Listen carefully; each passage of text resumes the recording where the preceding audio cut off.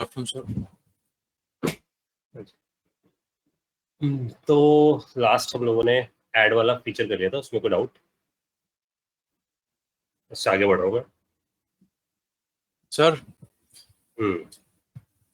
Sir जैसे आपने कल यूटिल्स वाला बताया था, बनवाया था, तो मैंने सर उससे फोंटोसम से लिए फ़ॉन्ट, तो एक तो ठीक है। फ़ॉन्ट आ रहा है, दूसरे वाला नहीं आ रहा सर, तो कैसे एक होगा? फॉन्ट वाला नहीं रहा, फॉन्ट ऑप्शन से फॉन्ट थोड़ी आएगा, फॉन्ट ऑप्शन से आइकन आएगा ना। हाँ सर, आइकन ही। फॉन्ट ऑप्शन सीडीएन लिंक निकाल लेते हैं कहीं से, ये वाला निकाल ले कोई। ठीक है, ये रखा है, इसे कॉपी कर लेते हैं और अपने इंडेक्स डॉट एचटीएमएल में चले जाते हैं, यहाँ लगा देते हैं इसे,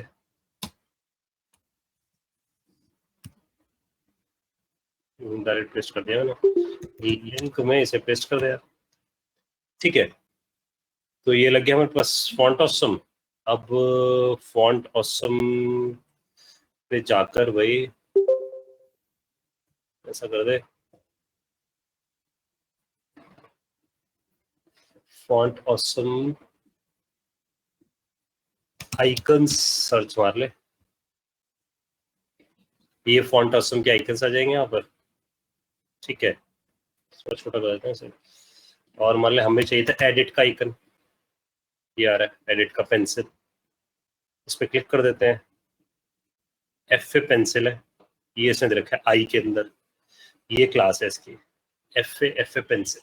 ठीक है, अब भाई तेरे को जहाँ लगाना है इसे, जहाँ इसे ऐड करना है वो है कंट्रोलर। तो कंट्रोलर पे जाकर जहाँ हमने इसे बनाया था, आइकन बनाया था ना हम लोगों ने, यहाँ बनाया था हमने, ठीक है ना, इमेज डॉट लास्ट नेम। ठीक है, तो यहाँ पर इमेज बनाई थी, तो इसे कमेंट कर देते हैं, इसको भी कमेंट कर देते हैं, इसको भी कमेंट कर देते हैं, और यहाँ हम ऐसे बनाए थे, देखिए लेट इमेज इक्वल्स टू और डॉक्यूमेंट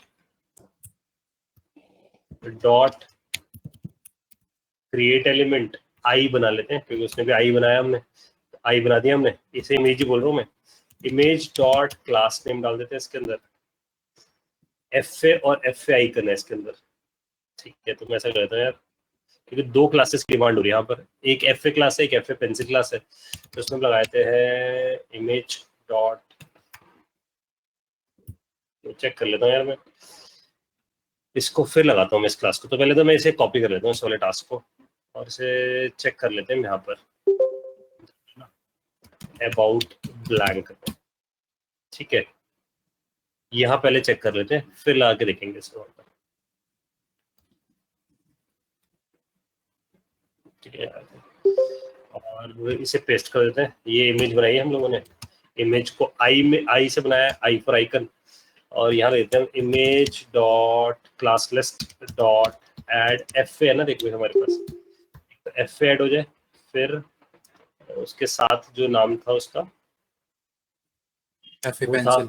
एफ ए पेंसिल, है ना, तो यहाँ डाल देते हैं दूसरा नाम एफ ए पेंसिल। ठीक है, और अब हम इमेज को देख लेते हैं, तो इसका ये खासियत है, देख ये ऐसा कर देता है अपने आप। तो इसलिए मैंने क्लास लिस्ट यूज किया, क्लास लिस्ट है ना एरे की तरह है, और एरे में मल्टीपल क्लासेस ऐड कर सकते हो। तो जो मैंने क्लास नेम लगाया था उसमें सिर्फ एक क्लास जाती, फिर मुझे स्पेस डाल के खुद लिखना पड़ता है, इसलिए मैंने इसे यूज कर लिया। ठीक है, तो क्लास लिस्ट समझ आया आई थिंक, कि अगर हमें मल्टीपल क्लासेस यूज करनी है तो आप इसे यूज करो। ठीक है, तो इस लाइन को तो कॉपी कर लेते हैं, ये वाला है। ठीक है, इसको यहाँ पेस्ट मार देते हैं, और image dot class list dot add, और यहाँ हम ले लेते हैं, यहाँ ले लेते हैं भाई क्लास नेम, जो भी वो डालेगा वहां से, ये क्लास नेम यहाँ से पहुंचा देते हैं।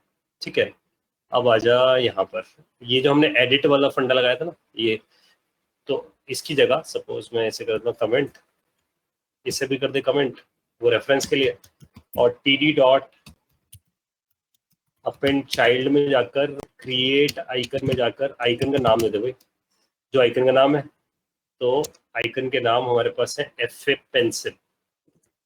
ठीक है, ये मैं लिख दिया, ये आ गया एफ ए पेंसिल, और इसी को कॉपी कर ले और वापस यहाँ पहुंच जाते हैं। यहाँ पहुंच के बैक करके हम सर्च कर लेते हैं ट्रैश। तो ये है ट्रैश के लिए, इसका नाम है एफ ए ट्रैश। ठीक है, तो हम यहाँ डाल देते हैं भाई एफ ए ट्रैश। ठीक है, तो एक ट्रैश का आइकन आ जाएगा, किसका आ जाएगा, इसे भी हम कॉन्फ़िगर कर देंगे कहीं पे कॉन्फ़िग के अंदर, अगर इन फ्यूचर हमें चेंज करना है तो। अब index.html पे आते हैं, ओपन विद लाइव सर्वर कर देते हैं।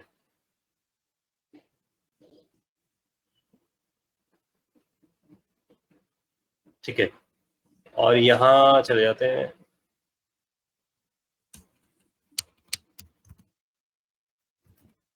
यहाँ जाके ऐड कर देते हैं इसे। ठीक है, दिख गया भाई, आइकन दिख गया नीचे, ये दोनों आइकन लग गए यहाँ पर। Yes sir. ठीक है, और ना एक चीज और बताया था, क्योंकि बहुत चिपके चिपके आ रहे हैं आइकन, ये ना इनके बीच में गैप नहीं। पिछले वाले में गैप क्या होता है, क्योंकि वो इमेज जो थी ना, इमेज जो बनी हुई थी उसके अंदर ही गैप था, समझ रहे हो मेरी बात, इमेज में गैप था और ट्रांसपेरेंट इमेज थी, इसलिए पता नहीं चलता था। तो अब अगर हमें यहाँ पर गैप देना है तो यहाँ जाकर ना getbootstrap.com पे जाओ, ये जो वेबसाइट है, इस पे फंडा होता है एक मार्जिन 2 ऐसा। तो इसके पास एक स्पेसिंग के लिए फंडा होता है, देख रहे हो स्पेसिंग क्या है, इसके पास अपनी एक क्लास है जिसका नाम है मार्जिन करके है, ये देखो मार्जिन। तो हम यहाँ से इसके अंदर, जैसे इसने बता रखा है, मैं दिखाना चाहता हूँ, MX ऑटो तो नीचे हमें, जैसे यहाँ पर है MT1 है, तो ऐसे इसके पास ना मार्जिन की क्लास है अपने पास। तो इसका नाम शायद मार्जिन ही है इसकी क्लास का, ये M2 MR है। ठीक है, MR है, MR। ठीक है, तो हम क्या करते हैं, हम यहाँ से जाकर जहाँ हमने ऐड किया ना भाई इसे, कंट्रोलर पे जाकर, यहाँ जाकर जब हम इसे लगाए थे ना इस क्लास को, तो एफ ए ये क्लास लगा दी, और मैंने इसके बाद ना इधर जाकर यहाँ एक और क्लास दे दी MR2। ठीक है, तो मार्जिन 2 पिक्सल का आ जाएगा आइकन लगने के बाद।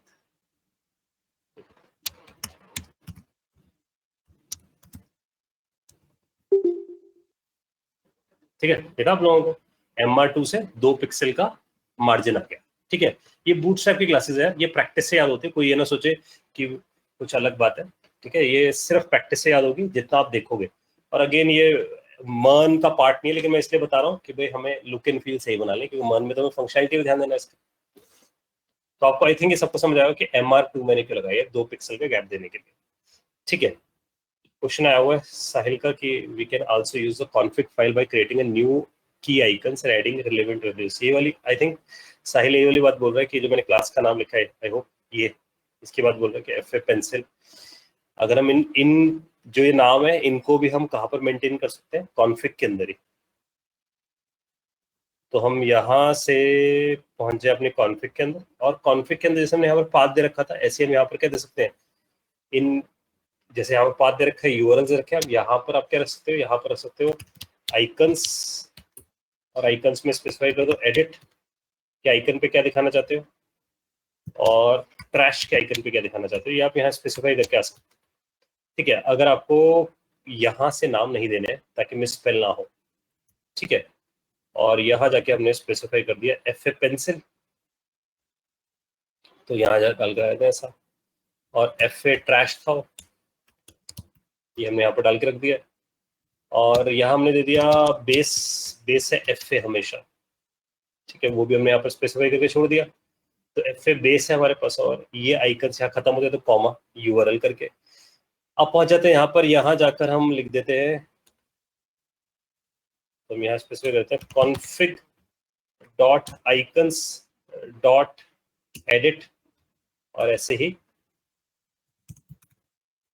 config dot icons dot trash, और जो बेस था हमारे पास वो यहाँ से आ रहा था, तो आपने स्पेसिफाई कर दिया config dot icons dot base. ठीक है, मार्जिन को भी आप वहां रख सकते हो। ठीक है, तो MR2 भी आप वहां मेंटेन करके आ सकते हो, तो और क्लियरिटी मिलेगी सामने वाले को पढ़ने में। तो आपने यहाँ लिख दिया मार्जिन, और यहाँ मेंटेन कर दिया MR2। अब जिसको मार्जिन चाहिए होगा वो यहाँ से इसी क्लास को यूज कर लेगा। ठीक है, तो config dot icons dot margin, ठीक है, तो ये हमने यहाँ पर कॉन्फ़िगर कर दिया सब कुछ। बिहेव वैसे ही रहेगा बीबी इसका, अगर हम यहाँ जाएंगे ऐड करेंगे, ठीक है, बिहेव वैसे ही सेम। आई होप ये सबको समझ आ गई बात।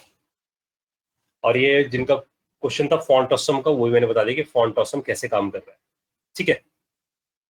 तो हमारे पास दो अप्रोचेस हो गए, हम इमेज से भी खेल सकते हैं और फॉन्ट ऑसम से भी खेल सकते हैं, ठीक है। चलो जी आगे बढ़ते हैं, सिर्फ इसका नेक्स्ट देखते हैं। तो पहुंचते हैं हम नेक्स्ट चीज पे। नेक्स्ट है, ये हमने काउंट अपडेट कर दी थे, एरो फंक्शन सीख लिया था, लेक्सिकल स्कोप भी सीख लिया था। अब इसके बाद हमें देखना है auto generated IDs. Auto generated IDs का मतलब है कि जो हमारे पास आईडी नंबर जो जनरेट हो रहे हैं हमारे पास, वो ऑटोमेटिकली जनरेट होकर हमारे पास आ रहे हैं, ठीक है। अब ऑटो जनरेटेड आईडीज निकालने के लिए हमारे पास बहुत सारे मैकेनिज्म, लेकिन हम नया मैकेनिज्म सीखना चाहते हैं कि हमारे पास ऑटो जनरेटेड आईडीज निकल कर आ जाए। कैसे निकलेंगे, थोड़ा समझते हैं इस बात को। यहाँ जाते हैं अपने ब्राउजर पे और यहाँ पहुंचता हूँ, ध्यान देना आप लोग। यहाँ जाके मैं स्पेसिफाई करके आता हूँ कि मेरे को अगर ऑटो जनरेटेड नंबर बनाने हैं तो मैं ऐसा कर सकता हूँ, फंक्शन काउंट डाउन बना सकता हूँ। एक थॉट ये कि मैं फंक्शन काउंट डाउन बना दूँ और यहाँ पर एक वैर काउंटर वेरिएबल मेंटेन कर दूँ 1 से, और हर बार मैं ऐसा कर दूँ काउंट प्लस प्लस, तो काउंट प्लस प्लस करूँ और फिर जैसे मान लो इसे 0 मेंटेन कर लेते हैं, काउंट प्लस प्लस किया जाए, यानी कि काउंटर प्लस प्लस किया जाए और रिटर्न कर दिया जाए क्या, काउंटर को। एक थॉट प्रोसेस ये है कि हम ऐसा करके आ जाए, तो हम यहाँ पर से काउंटर को यूज करना शुरू कर दें। एक थॉट हमारे पास ऐसा है, ठीक है। तो या तो आप ऐसा कर सकते हो, या फिर मॉडर्न स्टाइल भी है। तो एक तरीका ये था आपके पास, ऐसा कर सकते थे, या आप इफी यूज कर सकते हो, या आप क्लोजर यूज कर सकते हो। आपके पास मल्टीपल तरीका, लेकिन जो मैं मॉडर्न स्टाइल इस पे मैं लेकर आना चाहता हूँ, जो आजकल चल रहा है, वो है फंक्शन, और यहाँ पर एक फीचर है स्टार, ठीक है। तो जब भी आप स्टार वर्ड लिखते हो तो that is called generator functions. ये ECMA 6 में है जनरेटर फंक्शंस। तो हमने लिखा फंक्शन एस्ट्रिक साइन और उसके बाद हमने लिख दिया काउंट डाउन, ठीक है, जो काउंट डाउन बनाएगा हमारा, ठीक है। ये इसका बेटर नाम है, वैसे लिखते हैं ऑटो इंक्रीमेंट। अब ये क्या करता है फंक्शन, ये समझना जरूरी है। देखो, अगर हम ये वाला फंक्शन यूज करते हैं और डिस्पाइट ऑफ हम इसकी जगह कुछ और यूज करते हैं, जैसे कि मैं 2 एग्जांपल सामने लिखता हूँ आप सबके, कंपेयर करना। तो अगर मैंने जाकर ऐसा किया, वैर काउंटर नाम का एक वेरिएबल बनाया 0 करके, ठीक है, तो वैर काउंटर वेरिएबल क्रिएट हुआ मेरे पास, तो वैर सी इक्वल्स टू 0 है मेरे पास, ये मैंने क्रिएट किया। अब जैसे मैंने ऐसा किया तो हम सबको पता है कि क्योंकि ये बाहर बन गया तो it is become a global variable. ये क्या बन जाएगा, ग्लोबल बन जाएगा, ऐसा कहीं पर हम इसे एक्सेस कर सकते हैं। अब इसके साथ साथ मैं यहाँ जाकर इसी का एक फंक्शन बनाया था जो काउंटर वाला काम करेगा। तो मैंने यहाँ पर एक फंक्शन लिख दिया और सपोज इसका नाम लिख दिया मैंने ऑटो इंक्रीमेंट, जहां पर मैं ऑटो इंक्रीमेंट कर रहा हूँ, ठीक है। अब जब मैं ऐसा कर रहा हूँ, मैंने मीटिंग लॉक कर रखी है, किसी कोई बाहर रह जाए तो बता दे मेरे को, ठीक है, किसी का फ्रेंड रह जाए। तो मैं यहाँ पहुंच गया फंक्शन ऑटो इंक्रीमेंट पे। अब इस ऑटो इंक्रीमेंट पे जाके मैं क्या करता हूँ, मैं सबसे पहले लिख देता हूँ C++, जो काउंटर की वैल्यू उसे बढ़ा दिया, और यहाँ से इसके बाद में इसे रिटर्न कर देता हूँ, ठीक है। तो इसका मतलब सी की वैल्यू को मैं बाहर रिटर्न कर देता हूँ ताकि जिसे भी चाहिए वो उसे यूज कर सकता है। अब समझना ये, क्योंकि इसे मैंने ग्लोबल इससे बनाया ताकि इसकी वैल्यू प्रिजर्व रहे। वर्ड इज कि वैल्यू क्या रहे, प्रिजर्व रहे, स्टोर रहे मेरे पास कहीं ना कहीं। That's why I do this. लेकिन अगर हम में से कोई बंदा ऐसा सोचता है कि मैं यहाँ जाकर वैर सी बना दूंगा, तो प्रॉब्लम क्या है, it is become a local variable. ये क्या बनकर रह जाएगा, लोकल वेरिएबल बनकर रह जाएगा। लोकल वेरिएबल का प्रॉब्लम क्या होगा, जब भी मैं इस फंक्शन को कॉल लगाऊंगा, ध्यान देना, जब भी मैं इस फंक्शन को कॉल लगाऊंगा उससे क्या होगा, ये हर बार मेमोरी में आएगा, हर बार ये वेरिएबल बनेगा और काउंटर वैल्यू हमेशा 1 ही रह जाएगी। आप सबको बात डाइजेस्ट हुई है कि मैंने इसे ग्लोबल क्यों बनाया, देखो गाइस, कि मेरे को इसे ग्लोबल बनाने की नीड क्या आई। आई होप ये सबको समझ आया हो।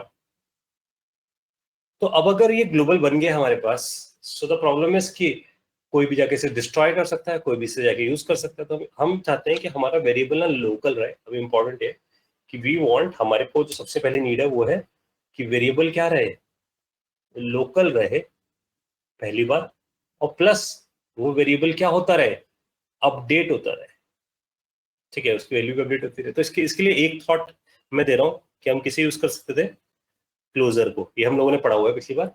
तो हम क्लोजर का फंडा यूज कर सकते थे, और क्लोजर को यूज करने के लिए हम यूज कर सकते थे फंक्शन एक्सप्रेशन भी। एक थॉट ये था कि हम किसे यूज कर लें, फंक्शन एक्सप्रेशन को, या हम इसके लिए किसको यूज कर लें, इफी को। ये पढ़े थे हम लोगों ने, इमीडिएट इन्वोक फंक्शंस। तो हम या तो इसे यूज कर सकते थे या इसे यूज कर सकते थे, वी हैव टू चॉइसेस। लेकिन मैं अब, तो इसका मतलब the first very basic choice is this, फिर then the second choice is this. अब हम बात कर रहे हैं इसकी थर्ड चॉइस की। जो थर्ड चॉइस है that is called generator functions. ठीक है, ये ECMA 6 से हमारे पास आया है, इससे पहले नहीं थे। तो we are going to use this feature, ECMA 6 का फीचर भी यूज कर रहे हैं, that is called generator functions.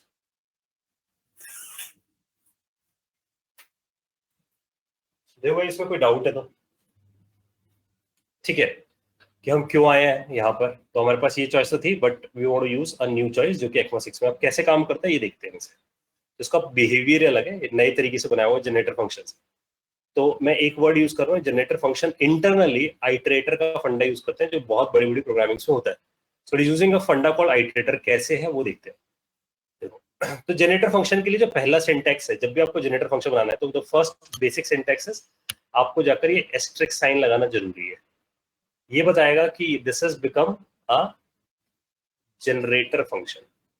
ठीक है, कि आप इसे जनरेटर बना रहे हो, तो एस्टेरिस्क लगाना जरूरी है, दैट्स द फर्स्ट थिंग। उसके बाद दूसरा पॉइंट, यहां पर जाकर आपको जो भी आउटपुट जनरेट करना है, रिटर्न करना है, तो रिटर्न के लिए फंडा है यहाँ पर यील्ड। तो आप लिखोगे यील्ड, तो रिटर्न स्टेटमेंट भूल जाओ कि लिखो यील्ड। तो मैं यहाँ यील्ड लिखता जा रहा हूँ, तो मैं यहाँ लिखता जा रहा हूँ ऐसा। ठीक है, ध्यान देना, मेरे यहाँ पर एक ऑटो इंक्रीमेंटेड फंक्शन है, और उस पर रिटर्न की जगह क्या वर्ड यूज किया, यील्ड। तो ऑटो इंक्रीमेंटेड फंक्शन ऐसे फंक्शन होते हैं जो एंड नहीं होते, है ना। उसमें ये क्या करते हैं, ये इस मैकेनिज्म्स पे काम करते हैं कि जब भी आप कोई ऑटो जनरेटेड फंक्शन बनाओगे, these always work on a mechanism called pause and resume। तो फंक्शन चलता है और फिर पॉज होता है, फिर से बुलाने पे रिज्यूम होता है। ध्यान देना, चलता है, फिर पॉज होता है, फिर रिज्यूम होता है, फिर पॉज होता है, फिर रिज्यूम होता है, ऐसे चलता रहता है। ठीक है, जब तक कि यील्ड अवेलेबल है उसके पास। तो यील्ड क्या करता है, यील्ड कहता है मैं इस फंक्शन को टेम्पररी, ध्यान देना, टेम्पररी सस्पेंड कर देता हूँ। तो टेम्पररी सस्पेंड होता है, that's why I am using a word called pause. तो समझना, यील्ड करने से वो पॉज हो जाता है विद 10 वैल्यू के साथ। इसका मतलब वो यहाँ पॉज होकर बैठ जाता है। जब आप दोबारा चलाओगे तो यहाँ से रिज्यूम होगा 20 से, फिर चलाओगे तो 33 से, फिर चलाओगे तो 55 से, ऐसे चलता है फंक्शन। ठीक है, तो हम क्या करते हैं, इसको बुलाते हैं, इस फंक्शन को। देखो, तो एक बार इसे क्लियर कर देता हूँ। तो इस फंक्शन को इन्वोक करते हैं। हाँ, तो हम यहाँ जाते हैं, एक बार मैं थोड़ा सा ऊपर कर देता हूँ इसे। तो देखो, मैंने इसे यहाँ से बुलाया इस फंक्शन को। अब मैं इसे बुलाने के लिए वर्ड यूज करता हूँ ऑटो इंक्रीमेंट। अब जब मैं इसे यूज करता हूँ ऑटो इंक्रीमेंट वर्ड को, तो ये मुझे कुछ रिटर्न करता है। ठीक है, तो मैंने यहाँ तो यील्ड लिखा, लेकिन इसने मुझे क्या रिटर्न किया ये देखते हैं। तो टी पे जाते हैं, सबसे पहले टी को खोलते हैं। तो टी के साथ देखो क्या लिखा है, सस्पेंडेड, यानी कि अभी तक फंक्शन चला नहीं है, सस्पेंडेड मोड में बैठा हुआ है। ठीक है, तो अगर हम यहाँ जाकर टाइप ऑफ टी देखते हैं, इस मूवमेंट में जाकर, हाँ, तो हम यहाँ जाते हैं टाइप ऑफ टी, तो ये बताता है कि इट्स एन ऑब्जेक्ट। इसका मतलब जब भी आप कोई भी ऑटो इंक्रीमेंटेड फंक्शन बनाओगे, it is always return object. ध्यान देना, we are not writing return, but it is always return an object. Sir एक बार यील्ड दोबारा से बताना। कौन सा यील्ड? देखो, यील्ड और रिटर्न में फर्क ये है कि रिटर्न लिखते ही फंक्शन एग्जिट हो जाता है। तो जब भी कोई फंक्शन चलता है मेमोरी में, तो उसका जो तरीका है चलने का वो कुछ ऐसा है। जब भी कोई फंक्शन चलता है वो स्टैक में आके बैठ जाता है। तो जैसे आपने किसी फंक्शन को कॉल लगाया, मान लो FN नाम का फंक्शन है, आपने उसे बुलाया, तो जैसे ही बुलाया वो स्टैक में जाके पुश हो गया। तो पुश हो गया स्टैक में, यहाँ आके बैठ गया FN। ठीक है, उसके अंदर जो कोड है वो चलाना शुरू कर देगा। अब जैसे ये फंक्शन खत्म होगा, तो खत्म होने का मतलब क्या है, हो सकता है मैं इसे खत्म कर रहा हूँ because of writing return. When we are writing return तो इसका मतलब ये फंक्शन से एग्जिट कर जाता है, ध्यान देना, फंक्शन से एग्जिट कर जाता है, फंक्शन को खत्म कर देता है, खत्म कर देता है, फंक्शन पॉप हो जाता है। ठीक है, तो ये स्टेटमेंट है रिटर्न की। लेकिन जब भी हम वर्ड लिख रहे हैं यील्ड, तो यील्ड क्या करता है, वो फंक्शन से वैल्यू तो बाहर रिटर्न करता है, इसका मतलब वैल्यू इनडायरेक्टली क्या कर रहा है, वो वैल्यू रिटर्न कर रहा है, लेकिन वो फंक्शन को एंड नहीं कर रहा है, एग्जिट नहीं कर रहा। वो क्या कर रहा है, वो फंक्शन को पॉज करके छोड़ देता है। इसका जब दोबारा कॉल लगाई जाएगी तो यील्ड के नीचे जो लाइन लिखी होगी वहां से वो रिज्यूम हो जाएगा। ठीक है, तो इसलिए वो पॉज रिज्यूम वाले मैकेनिज्म में काम कर रहा है। तो जब आपने लिखा है यहाँ पर ऑटो इंक्रीमेंटेड, उसने हमें टी दे दिया है, टी के पास एक ऑब्जेक्ट आ गया, और हमने यहाँ देख लिया कि ऑटो इंक्रीमेंटेड के पास टी है, टी के पास कुछ जनरेटर फंक्शन, ध्यान से देखोगे तो एक नई प्रोटोटाइप जोड़ी गई है जिसका नाम है जनरेटर। तो इसका एक नया प्रोटोटाइप इन्होंने इंट्रोड्यूस किया। अब हम क्या करते हैं, हम यहाँ से जाके बोलते हैं टी डॉट नेक्स्ट। जब मैं ये वर्ड यूज करता हूँ तो मैं इससे सबसे नेक्स्ट की डिमांड कर रहा हूँ कि भाई इस फंक्शन को चलाओ पहला नेक्स्ट। पहला नेक्स्ट का मतलब है इसमें से 10 निकालो। तो देखो जरा, ये मुझे क्या देता है, वैल्यू 10। डन फॉल्स का मतलब क्या है कि ये फंक्शन अभी भी खत्म नहीं हुआ है, जब तक कि डन ट्रू नहीं आता है ये खत्म नहीं होगा। तो अब ये पहुंच गया यील्ड 20 पे। अब ध्यान देना, मैं फिर से चलाता हूँ इसे, अगली बार वो कहाँ पहुंच गया, 20 पे। फिर मैं फिर से चलाता हूँ इसे, तो देखो इससे पहुंच गया 33 पे। फिर चलाता हूँ तो किससे पहुंच गया 55। अब फिर चलाता हूँ, अब इसके पास कुछ नहीं बचा क्योंकि 55 के बाद कुछ नहीं है इस फंक्शन में। अब ये एंड कर देगा फंक्शन को। देखा आप लोगों ने, डन की वैल्यू क्या आ गई, ट्रू, और वैल्यू होगी इसके अनडिफाइंड। तो समझने वाली बात क्या, देखो कि ये ऐसा फंक्शन बना दिया हम लोगों ने, जैसे कि मान लो किसी चीज पे हमें ओटीपी नंबर जनरेट करने हैं, तो it is like an OTP function कि मैं उसे कॉल लगाऊं, हर बार एक नया नंबर जनरेट करके मुझे दे देगा, और फंक्शन एंड नहीं हो रहा क्योंकि फंक्शन रेडी बैठा है अभी तक, क्योंकि सिर्फ यील्ड हो रहा है यहाँ पर से। फंक्शन कब तक खत्म नहीं होगा, जब तक कि लास्ट लाइन तक नहीं पहुंच जाएगा। तो that's why it is called generator function, क्योंकि ये आपको क्या रिटर्न करते हैं, these all are returning an object. तो इसको थोड़ा सा और डीप में जाते हैं कि अब हमें ये बात समझ आती है कि जब भी हम ये जनरेटर फंक्शंस की तरफ आते हैं तो ये बेसिकली कुछ ऐसा काम कर रहे हैं कि हमने एक फंक्शन बनाया, इसका नाम कहते हैं ऑटो जनरेटर। ठीक है, जैसे मैंने ये लिखा, इस फंक्शन ने मुझे बदले में रिटर्न कर देना है एक ऑब्जेक्ट। ये इसका इंटरनल है, यानी कि ये हमेशा क्या रिटर्न करेगा, ये हमेशा रिटर्न करेगा ऑब्जेक्ट। ये आपको वर्ड याद रखना है, it is returning an object. ठीक है, तो इसने हमें क्या रिटर्न कर दिया, इसने एक ऑब्जेक्ट रिटर्न करके हमें दे दिया। अब ये जो ऑब्जेक्ट मेरे पास रिटर्न होके आया है इस मूवमेंट पे, ठीक है, ये वाला ऑब्जेक्ट मेरे पास आया रिटर्न होके। अब ये जो ऑब्जेक्ट है ये एक तरीके का आइट्रेटर है। तो वर्ड याद रखना, इट इज एन आइट्रेटर। और क्यों बोल रहा हूँ ये आइट्रेटर है, क्योंकि आप ध्यान दो, जो ऑब्जेक्ट मेरे पास टी आया था उसके आगे मैंने डॉट लगा के नेक्स्ट वर्ड यूज किया था, तो मैं लिखा था टी डॉट नेक्स्ट। तो नेक्स्ट का मतलब क्या है, क्योंकि हमारे पास आइट्रेटर आया, मैंने आपको पहले ही बताया था, याद हो, आइट्रेटर वर्सेस लूप में फर्क। क्योंकि लूप के पास शुरू से लेकर आखिर तक जाने का तरीका होता है, लेकिन जो आइट्रेटर होता है उसे नहीं पता होता कि कहाँ जाके एंड होगा, इसलिए वो सिर्फ नेक्स्ट करता है। नेक्स्ट क्या करता है, नेक्स्ट चेक करता है कि कुछ और है इसके पास या नहीं। तो जैसे मैं लिखता हूँ टी डॉट नेक्स्ट, तो क्या करता है, वो इस यील्ड की, जो हमने पहला यील्ड लिखा है उसकी वैल्यू फेच करके हमें दे देता है। अब मैं अगर इसे फिर से लिखता हूँ इस लाइन को टी डॉट नेक्स्ट, तो क्या करता है, वो अगले यील्ड को ढूंढता है कि अगला कोई यील्ड है या नहीं, तो उसकी वैल्यू निकाल के देता है। फिर अगर मैं टी डॉट नेक्स्ट लिखता हूँ तो फिर से ये अगले यील्ड को ढूंढ लेता है। ठीक है, और उसमें से वैल्यू रिट्रीव करके मुझे दे देता है। उसका मतलब क्या करता जा रहा है, एक एक यील्ड की वैल्यू मुझे रिट्रीव करके निकाल के मुझे देता जा रहा है। आई होप ये बात समझ आई सब कि वो कैसे काम करे। ठीक है, तो इसका मतलब हमें समझना है कि whenever you create a function which is auto generator functions, तो उसकी खासियत ये है कि उस पे स्टार लगा होगा, सबसे पहली बात। ठीक है, और वो रिटर्न किसी यूज कर रहा होगा यील्ड को। तो पहला पॉइंट, इट हैज एस्ट्रिक, उस पे एस्ट्रिक वर्ड जुड़ा हुआ है। Second point, it is using a yield. And the third point is, it always return, वो हमेशा हमें क्या देगा, ऑब्जेक्ट। एंड वो जो ऑब्जेक्ट होगा वो हमेशा कैसा होगा, आइट्रेटर। आइट्रेटर होगा तो उसमें हमेशा क्या होगा, नेक्स्ट। नेक्स्ट हमेशा किसको कॉल आएगा, यील्ड को। जब यील्ड मिलने बंद हो जाएंगे then the function is get destroyed. ठीक है, हाँ जी, यहाँ तक बात समझ आई। तो अब मैं इससे, बिकॉज ये फीचर मेरे को मिलता है, कि फंक्शन खत्म नहीं होता, तो मैं इसी से क्या कर सकता हूँ, मैं इसी से ऑटो इंक्रीमेंट का फीचर बना सकता हूँ विदाउट यूजिंग अ फंडा। मैं विदाउट यूजिंग कौन सा फंडा, कि ग्लोबल वेरिएबल का जो फंडा है उसके बिना, क्योंकि फंक्शन एंड नहीं हुआ यहाँ पर। इंपॉर्टेंट बात ये है, नॉर्मल फंक्शन चलता था और खत्म होता था, ध्यान देना।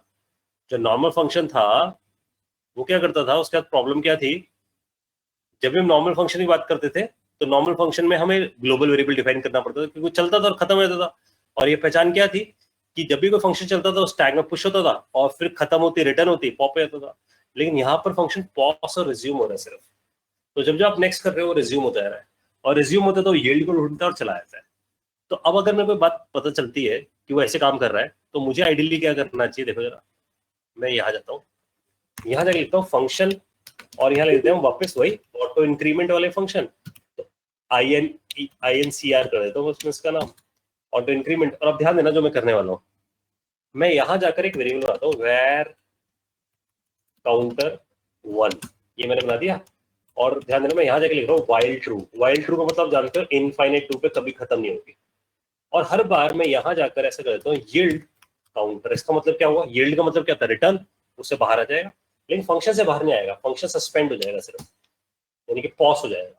और फिर मैं काउंटर प्लस प्लस कर देता हूँ, फिर जब रिज्यूम होगा तो काउंटर प्लस प्लस हो जाएगा, यहाँ चल पड़ेगा। अब ये फंक्शन मेरे लिए कैसा होगा, देखो मैं जब फंक्शन को बुलाऊंगा तो मैं इसे बुलाऊंगा where t equal to auto increment. और हमें पता है जो t आया है हमारे पास, इट इज एन ऑब्जेक्ट, ये एक ऑब्जेक्ट है। तो मैं लिखता हूँ t dot next dot value. तो आप देखते जाओ, समझ रहे हो बात आप। तो ये आपको एक ऑटो इंक्रीमेंट का काम करके दे देगा कि हमारे पास ऑटो इंक्रीमेंट होती जाएंगी वैल्यू जैसे जैसे मैं t dot next dot value को बुलाऊंगा। सो द पॉइंटर इज कि मैंने वाइल ट्रू में से चला दिया और ये फंक्शन कभी खत्म नहीं हो रहा, ये हमेशा यील्ड करता है और लूप में घूमता रहता है। तो मेरे पास क्या हो रही है, मेरी वैल्यूज ऑटो इंक्रीमेंट होती जा रही है, और मैंने सब कुछ लोकल वेरिएबल से कर दिया। मुझे इसे ग्लोबल नहीं बनाना पड़ा, मुझे कुछ ऐसे कंसेप्ट की तरफ नहीं जाना पड़ा, जैसे कि मुझे कहाँ नहीं जाना पड़ रहा, इसकी वजह से मुझे क्लोजर की तरफ नहीं जाना पड़ रहा, मेरे को IF नहीं देखना पड़ रहा, मुझे फंक्शन एक्सप्रेशन की तरफ नहीं जाना पड़ रहा। That's a best part. ठीक है, आप सबको आई होप ये बात समझ आएगी। तो अब मैं इस वाले फंक्शन को यहाँ से कॉपी करता हूँ और कॉपी करके यहाँ पहुंच जाता हूँ। ठीक है, तो ये जो एस्टेरिस्क लगाया है उसकी प्रॉपर्टी है कि वो बाय डिफॉल्ट रिटर्न करता है। बिल्कुल, यानी कि सोचो एक नया सिंटैक्स इंट्रोड्यूस किया गया ऑल टुगेदर। जब हम फंक्शन एस्ट्रिक लिखते हैं तो एस्ट्रिक सिंटैक्स हमें ऑटो इंक्रीमेंटेड फंक्शन देता है। ये जो ऑटो इंक्रीमेंटेड फंक्शन का फीचर जो है वो आइट्रेटर से इंस्पायर्ड होकर है। तो समझ लो एक तरीके की हमें आइट्रेशन दे रहा है इंस्टेंट ऑफ लूप। और आइट्रेटर का पर्पस ये है कि जब हम इंक्रीमेंट करें, यानी कि हम यील्ड करें, तो फंक्शन को सिर्फ पॉज और रिज्यूम केस में चलाए, फंक्शन को खत्म ना होने दे। तो इसका मतलब एक नए तरीके के फंक्शंस इंट्रोड्यूस कर दिए गए हमारे पास। ठीक है जी, ये बात समझ आई? सर तो वाइल में चलता नहीं रहेगा, क्या चीज? वाइल लूप ऐसा चलता नहीं रहेगा? चलता है ना, वाइल लूप चला नहीं ना, पॉज सस्पेंड हो रहा है ना यार, तो इसलिए अटका ही नहीं कभी भी। एक बार पॉज सस्पेंड वाला सर फंडा एक बार फिर से बताओ। ये बहुत सीधा फंडा है। जब भी ये फंक्शन चल रहा है ना, जब भी हम इस फंक्शन को चला रहे हैं, यहाँ पर बहुत इजी है ये समझो कि जब हम फंक्शन को यहाँ चला रहे हैं तो हमने तो लिख दिया यहाँ पर फंक्शन, फिर लिख दिया हमने एस्ट्रिक, और फिर हमने उसका कुछ भी नाम दे दिया, व्हाटएवर द नेम। अब ये फंक्शन जब चला, बिकॉज ये एस्ट्रिक टाइप का फंक्शन है, तो उसके पास नेचर ही कौन सा है बाय डिफॉल्ट, पॉज और रिज्यूम का नेचर है इसके पास। तो जब हम यील्ड लिखते हैं तो यील्ड क्या करता है, अपनी वैल्यू हमें देता है जहां से हम इसे बुलाएंगे। बुलाने के लिए मैंने बोला था कि ये हमें, जब भी हम इसे बुलाएंगे XYZ ब्रैकेट करेंगे, ये हमें क्या दे देगा, ये हमें दे देगा वेरिएबल। इसने बिल्कुल वेरिएबल टी पकड़ा दिया यहाँ पर। तो इस वेरिएबल टी के अंदर क्या पड़ा है, अगर मैं बोलूँ इस वेरिएबल टी के अंदर क्या पड़ा है, ऑब्जेक्ट पड़ा है ना। तो इस ऑब्जेक्ट को मैं ऐसा ना बोलूँ यार ये आइट्रेटर है, टेक्निकली मैं बोलूँ कि ये ऑब्जेक्ट है क्या, आइट्रेटर है, ताकि आइट्रेट करता होगा। और ये पहचान हमें कैसे पता ली थी कि आइट्रेटर है, क्योंकि हमने लिखा था t डॉट नेक्स्ट। तो जब मैं वर्ड लिखता हूँ ना नेक्स्ट, तो इसका पर्पस क्या है, जब भी हम नेक्स्ट वर्ड यूज कर रहे हैं, इट इज एक्चुअली, ध्यान देना, it is actually using a yield. वो जाके देखते हैं क्या यील्ड है कुछ, तो अगर नेक्स्ट है तो किसको चला रहा है, यील्ड को। समझना, नेक्स्ट चला रहा है यील्ड को, यील्ड चला, उसने वैल्यू दे दी मुझे। तो जब जैसे हमने t डॉट नेक्स्ट लिखा, ध्यान देना, जब हम लिखते हैं t dot next it is returning an object. देखो इस बात को समझे, when you write X Y Z it is returning an object, ठीक है ना, but this object is what, it is an iterator, ठीक है। जब हम लिखते हैं T dot next it is lookup for the yield, तो यील्ड में हमने क्या लिखा 10, जो 10 है वो यहाँ पर इस ऑब्जेक्ट के अंदर गया, तो उसके अंदर एक वैल्यू नाम का एट्रीब्यूट बना जिसमें वी लिख रहा हूँ, तो वी के अंदर क्या चला गया 10, और मैंने बोला था दूसरी चीज उसके अंदर क्या जाती है डन, डन में क्या जा सकता है फॉल्स, अगर इसके नीचे भी यील्ड बैठा है तो। समझ आ रही बात आप सबको? तो जब हमने लिखा T dot next it is returning an object, और उसने यील्ड पे से निकाला वैल्यू, वैल्यू यहाँ रखी और डन में फॉल्स डाल दिया। अब जब उसे वैल्यू मिलनी बंद हो जाएगी तो डन को क्या कर देगा, ट्रू कर देगा, यानी कि ये फंक्शन को एंड कर देगा। समझ आ रही बात है? तो अगर मैं फिर से टी डॉट नेक्स्ट लिखूंगा तो इसको उठाएगा सेकंड यील्ड को। धनंजय समझ में आई बात? Yes sir. जब इधर वैल्यू मिलना बंद हो जाएगा सर, तो इधर डन ट्रू करके रिटर्न कर देगा कि हाँ इसके बाद कोई नेक्स्ट यील्ड है नहीं। बिल्कुल, ये हमने देखा है अभी थोड़ी देर पहले ना, तो यहाँ जाए तो हमने ये बात तो देखी है। इससे पिछले वाले एग्जांपल में मैंने यहाँ लिखा 10 20 30 33 55, तो जब मैंने लिखा ऑटो इंक्रीमेंट टी आया, तो टी को मैंने प्रिंट करा के दिखाया। तो टी एक ऑब्जेक्ट है, ध्यान लो कर्ली ब्रैकेट है, it is an object. Type of T भी दिखाया मैंने इसलिए, शायद डिले हो रहा है ना शायद। हाँ सर लैगिंग आ रहा है इसलिए। तो देखो ये जो ऑटो इंक्रीमेंट नाम का फंक्शन है हमारा, है ना, इसमें यील्ड है 10 20 33 55, ऐसा दिख रहा है हमें। अब जब मैंने यहाँ ऑटो इंक्रीमेंट को कॉल लगाया फंक्शन को, ये जो ऑटो इंक्रीमेंट नाम का फंक्शन है, जब मैंने कॉल लगाया तो उसने मुझे टी रिटर्न, तो it is returning what, it is returning an T, T is an object, तो टी हमारे पास ऑब्जेक्ट है। ये बात हमने कैसे चेक करी है, टाइप ऑफ टी करके, ठीक है। तो टाइप ऑफ टी में बदल गया कि ऑब्जेक्ट है।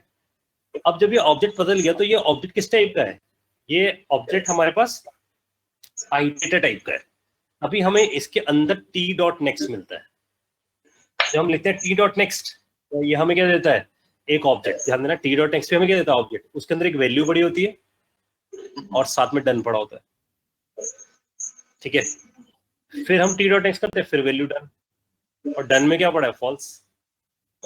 फिर देखते हैं हम इसके अंदर, तो फिर वही वैल्यू डन, फिर वैल्यू डन। जब 55 के बाद उसे कोई वैल्यू नहीं मिलती तो ध्यान दो वैल्यू में क्या आता है डिफाइन, और डन में क्या आता है ट्रू,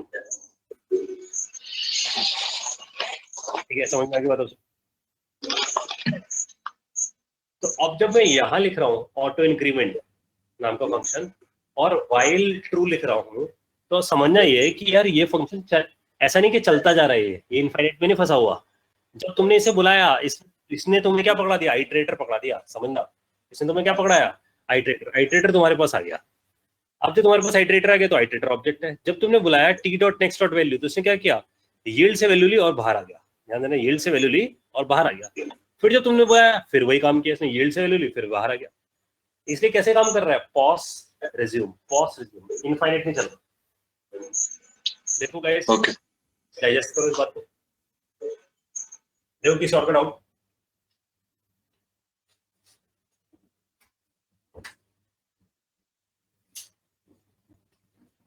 सर इसमें कभी डन ट्रू नहीं होगा ना, हम लोग के केस में जो हम लोग ने बनाया है ऑटो इंक्रीमेंट।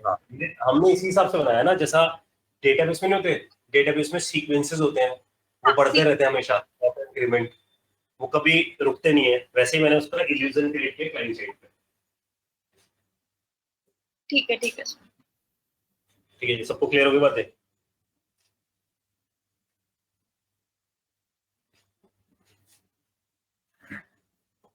और कोई डाउट गैस किसी का?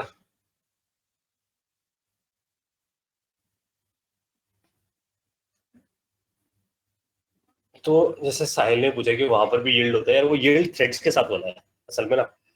जब वहां जाकर हम देखते हैं वहां पर भी यील्ड जावा के अंदर, तो वो कहता है कि अगर दो थ्रेड सेम प्रायोरिटी की चल रही है तो जैसे हम यील्ड लिखते हैं तो वो सेम प्रायोरिटी की दूसरी थ्रेड को चांस देना शुरू करता है। वहां यील्ड भी अलग है, यहाँ यील्ड अलग है। यहाँ ऑटो जनरेटेड के साथ है यील्ड, वहां थ्रेड्स के साथ है। ठीक है। तो अब यहाँ आते हैं, तो हमें देखो ये मिल गया फंक्शन ऑटो, इसी को हमें इसे कॉपी कर लेना चाहिए क्योंकि हमने ये तो बना ही लिया है। अब आइडियली हमें क्या करना चाहिए, ये जो हमारे पास फंक्शन क्रिएट हो गया है इस मोमेंट पे, अपने कोड पे पहुंचते हैं और ध्यान से सुनना मेरी बात को, क्योंकि ये कॉमन पार्ट है। तो कॉमन पार्ट है, तो यूटिल्स में ध्यान देना, यूटिल्स में आप एक फाइल बना दो जिसका नाम रख दो utility.js। क्यों बोल रहा हूं, क्योंकि ये ऑटो इंक्रीमेंट का जो पार्ट है ना तो कंट्रोल का पार्ट है। तो ध्यान देना, मैंने इसलिए utility.js बनाई है यूटिल्स के अंदर। इसका मतलब मैं बोल रहा हूं ना तो ये कंट्रोल का पार्ट है, सबसे पहली बात, ना ही ये मॉडल का पार्ट है, इसलिए मैंने इसे utility.js बना। अब यहां जाके इस कोड को पेस्ट कर दो। ठीक है, मैंने इसे पेस्ट कर दिया। तो फंक्शन ऑटो इंक्रीमेंट नाम के फंक्शन बना के छोड़ दिया, जो हमें क्या करता होगा, ये रिटर्न करके देता होगा। इसे सेव कर देते हैं। अब हमें चाहिए वो ऑटो इंक्रीमेंटेड वाला फंडा। तो अब मैं क्या करता हूँ, मैं यहाँ से आया तो control.js पे। ठीक है, अब यहाँ से जाकर इस जगह जाकर मैं एक चीज बिल्ड कर देता हूँ, मैं बनाता हूँ where iterator। ठीक है, एक iterator नाम का वेरिएबल डिफाइन करके छोड़ देता हूँ। और ध्यान से सुनना, जैसे ही init चलेगा मैं उसी मोमेंट पे iterator से बोलता हूँ ऑटो इंक्रीमेंट नाम के फंक्शन को कॉल लगा दे, तो इसके पास iterator आ जाएगा उसी मोमेंट पे। ठीक है, अब मुझे क्या चाहिए होगा, मुझे चाहिए होगा कि शुरू में वो स्क्रीन पे प्रिंट हो जाए वैल्यू, कहां पर, इस पे, इस index.html पे। और अगर आप ध्यान से देखो तो यहाँ हमारे पास टास्क आईडी नाम की एक फीचर है, लेकिन जो टास्क आईडी है वो टेक्स्ट बॉक्स है। तो आप सबसे पहले ये डिसाइड करो कि ये लेबल होना जरूरी है, क्योंकि वरना कोई भी टाइप करके इसे चेंज कर देगा। ठीक है, जैसे ऐश्वर्य का क्वेश्चन है यार यूटिलिटी का पार्ट हो गया, कैसे हो गया? यूटिलिटी का पार्ट इसलिए होता है ऐश्वर्य, यूटिलिटी का मतलब पता है? यूटिलिटी का मतलब क्या होता है? जैसे घर में नहीं होता, कभी बार ऐसे होता है, एक यूटिलिटी बॉक्स बनाते हैं जिसमें हम पेचकस हो गया, हैमर हो गया, ये सारी चीजें उसके अंदर रख लेते हैं। तो घर में किसी को भी चाहिए होता है कुछ ऐसी चीजें, टूल किट चाहिए होता है, तो मुझसे बोलते हैं यूटिलिटी बॉक्स में पड़ी हो। तो यूटिलिटी बॉक्स का मतलब क्या हुआ, कुछ ऐसी चीजें जो सबसे कॉमन है।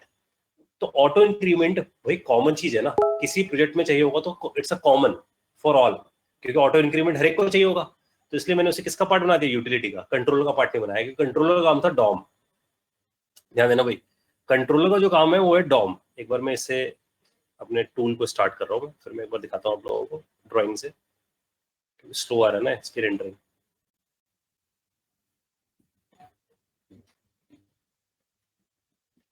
देखो जी, तो हम लोगों ने बात पढ़ी थी पिछली भी क्लास में कि जब हम MVC पढ़ रहे हैं, है ना, तो MVC में जो हमारा M है, जो कि असल में क्या था, मॉडल था। जो M है हमारा मॉडल है, और मॉडल का पर्पस मैंने आपको बताया था, उसका पर्पस है डेटा पे खेलना प्लस उस डेटा रिलेटेड, ध्यान देना, उस डेटा रिलेटेड लॉजिक पे खेलना। ठीक है, तो डेटा प्लस लॉजिक। और V का मतलब हम सब जानते हैं कि V जो है हमारा वो व्यू है, यानी कि जो HTML वाला पार्ट है वो व्यू है। और फिर हमने बात करी थी कि इसके साथ साथ हमें जो चाहिए दैट इज कंट्रोलर, जो C था। ठीक है, यानी कि C कंट्रोलर। जो हमारा कंट्रोलर है उसका सिर्फ एक ही काम था, आप सब जानते हो, डॉम। तो डॉम वाला काम। तो व्यू से बात करने का काम, तो व्यू से टॉक करेगा और मॉडल से टॉक करेगा। अब अगर आप देखो, जो आपका ऑटो इंक्रीमेंट वाला फंक्शन है जो ऑटो जनरेशन कर रहा है, वो ना तो मॉडल का पार्ट है, क्योंकि ना तो उस डेटा लॉजिक पे खेल रहा है, ना ही डॉम का पार्ट है। और इट्स अ कॉमन थिंग, ध्यान देना, ये एक कॉमन फीचर है जो हमें चाहिए, बिकॉज ये फीचर हमारे लिए क्या है, कॉमन है, जो बार बार सबको चाहिए होगा। दैट्स वाई जो भी कॉमन चीज होगी वो हम हमेशा का रखेंगे यूटिलिटी के अंदर। आई होप सबको समझ आ गई बात कि यूटिलिटी में क्या रखूंगा।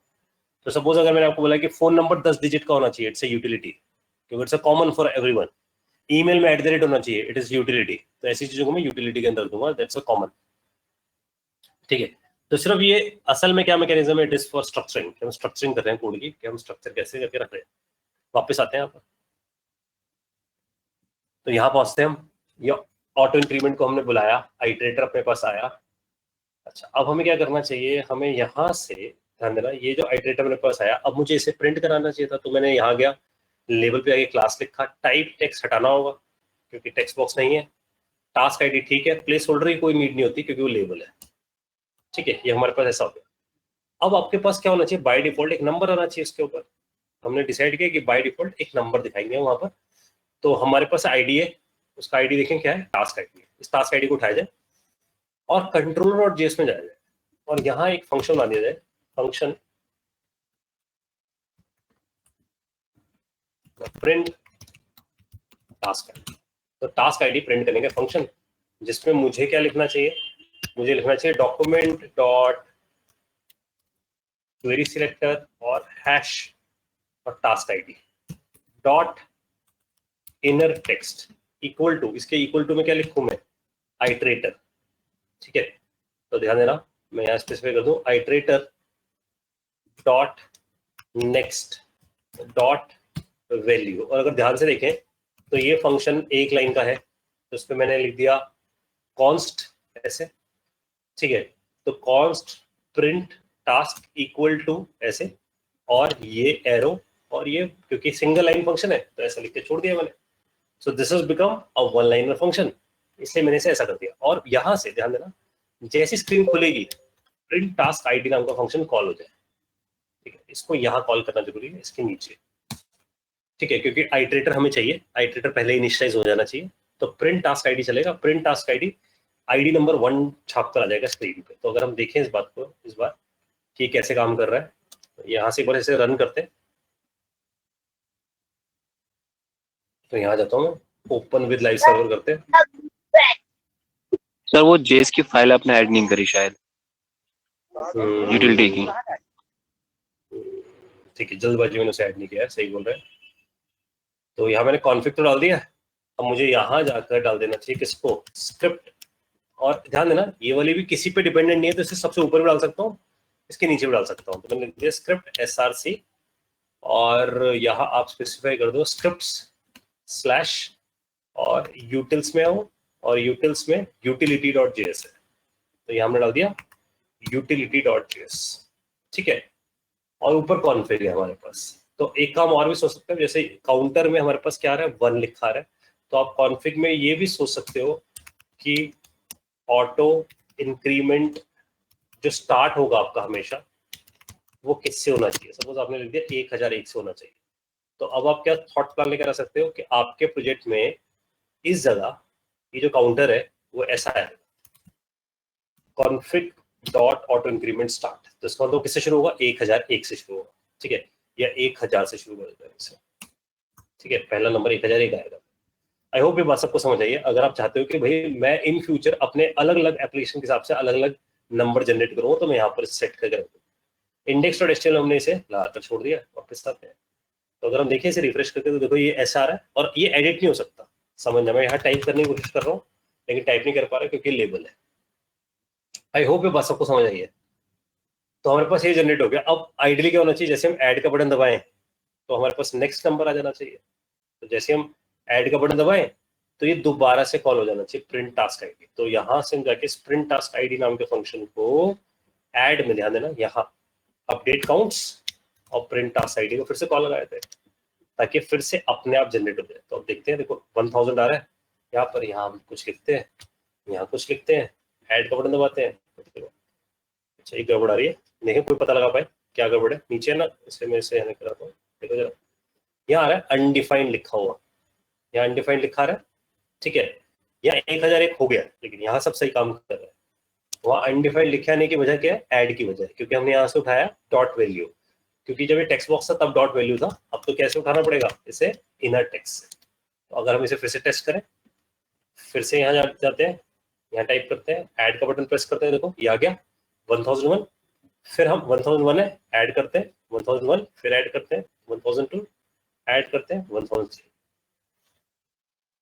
हाँ जी, सबको बात समझ आ गई। तो यहाँ ये काम करने लग गया हमारा ऑटो इंक्रीमेंट का फीचर, यूटिलिटी हमने बना दी इसकी, और ये इंक्रीमेंट हो रहा है, ऐड पे भी सही काम कर रहा है। आई होप ये सबको समझ आ गया बात। अब क्या करना चाहिए हमारे पास, देखो सब कुछ ऐड हो गया, दिख भी गया हमारे पास। अब मुझे करना है मार्किंग ऑफ रिकॉर्ड, यानी कि जब मैं यहाँ कर्सर लेकर आऊँ तो मैं इसे मार्क कर सकूँ। एक तो यहाँ कर्सर लेकर आने पे ध्यान देना, यहाँ कर्सर लेकर आने पे ऐसा होना चाहिए ना कि जैसे मैं यहाँ पर कर्सर लेकर आऊँ तो वो माउस पॉइंटर चेंज हो जाए, ताकि लगे कि हाँ जी मैं यहाँ पर हूँ कि मैं यहाँ पर कर्सर लेकर आया हूँ। तो अब मुझे क्या करना पड़ेगा इसके लिए, देखो मुझे यहाँ पर डिसाइड करना चाहिए कि जैसे मैं कर्सर लेकर आता हूँ उसका स्टाइल चेंज हो जाए। तो आप यहाँ जाओ CSS पे, यहाँ पहुँचते हैं CSS में, यहाँ डालते हैं हम, यहाँ डाल देते हैं डॉट हैंड यानी कर्सर साइन, और यहाँ डालते हैं हम कर्सर पॉइंटर, ठीक है, ये में डालते हैं डॉट हैंड।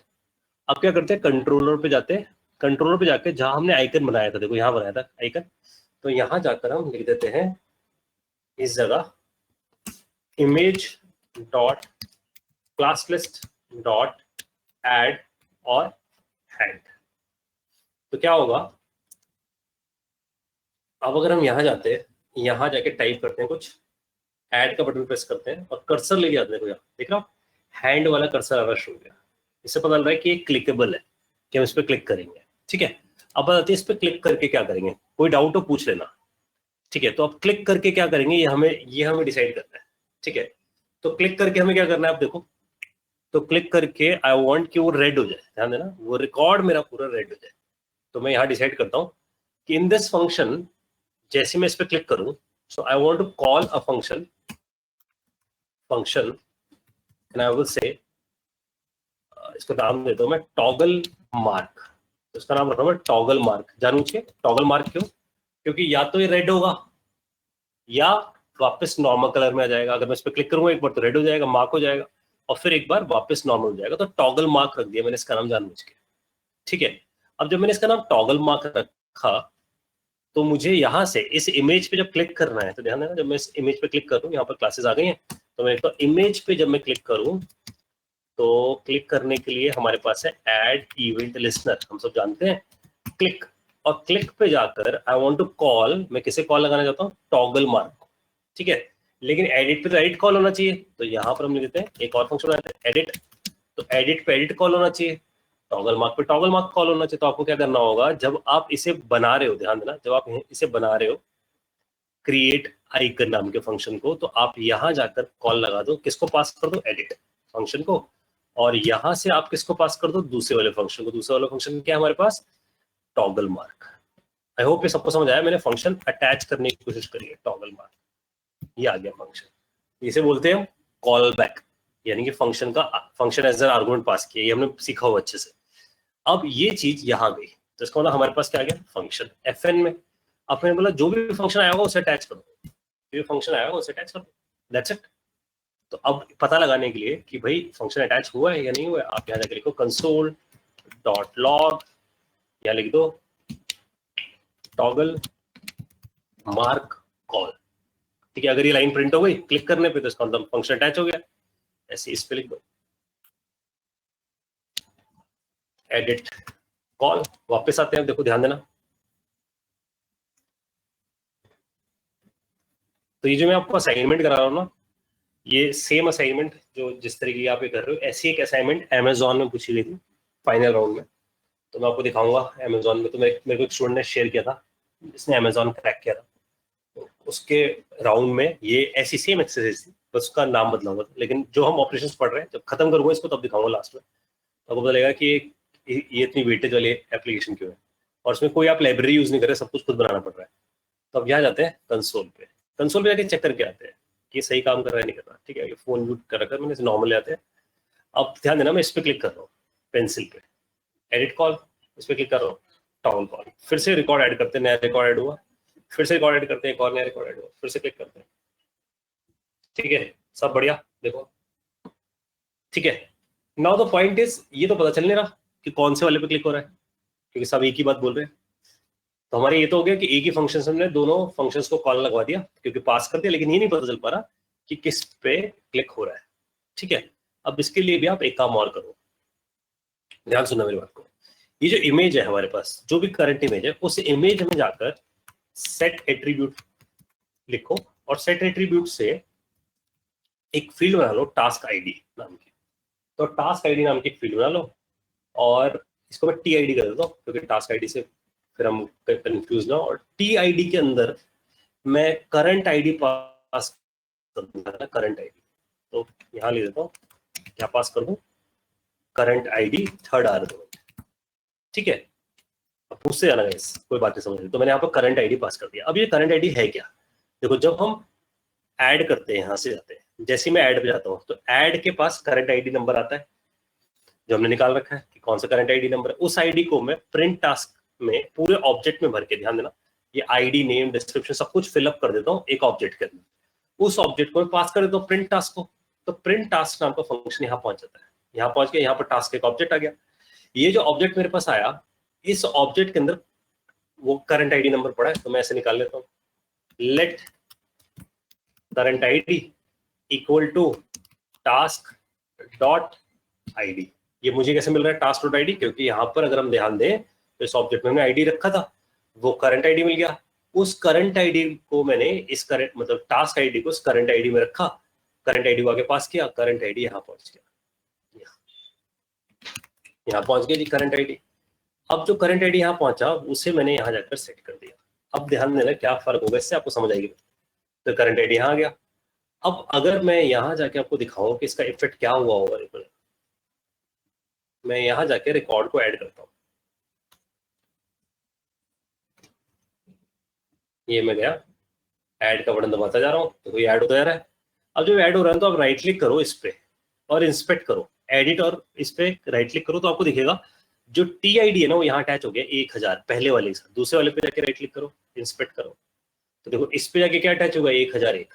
तो आप सबको बात समझ आनी चाहिए कि हुआ क्या, इससे 1001 और 1000 किस पे अटैच हो गया, इनके साथ, ठीक है। और आपको ये बात भी समझ आ रही हो कि इसके थ्रू आपने जो इंपॉर्टेंट बात सीखी है वो ये बात सीखी है कि हमने ना जो 1001 अटैच किया है वो किसके साथ अटैच किया है, टी आई डी के साथ। तो T I D is like a new attribute, जैसे क्लास नाम का एट्रीब्यूट होता है ना, टाइप नाम से एट्रीब्यूट होता है टेक्स्ट के लिए, ऐसे हमारे पास क्या है, एक टी आई डी नाम का एट्रीब्यूट है जिसमें हमने आईडी अटैच कर दिया है। देखो यहाँ तक कोई डाउट किसी का, कोई क्वेश्चन इस पर? ये सबको डाइजेस्ट हुई है मेरी बात?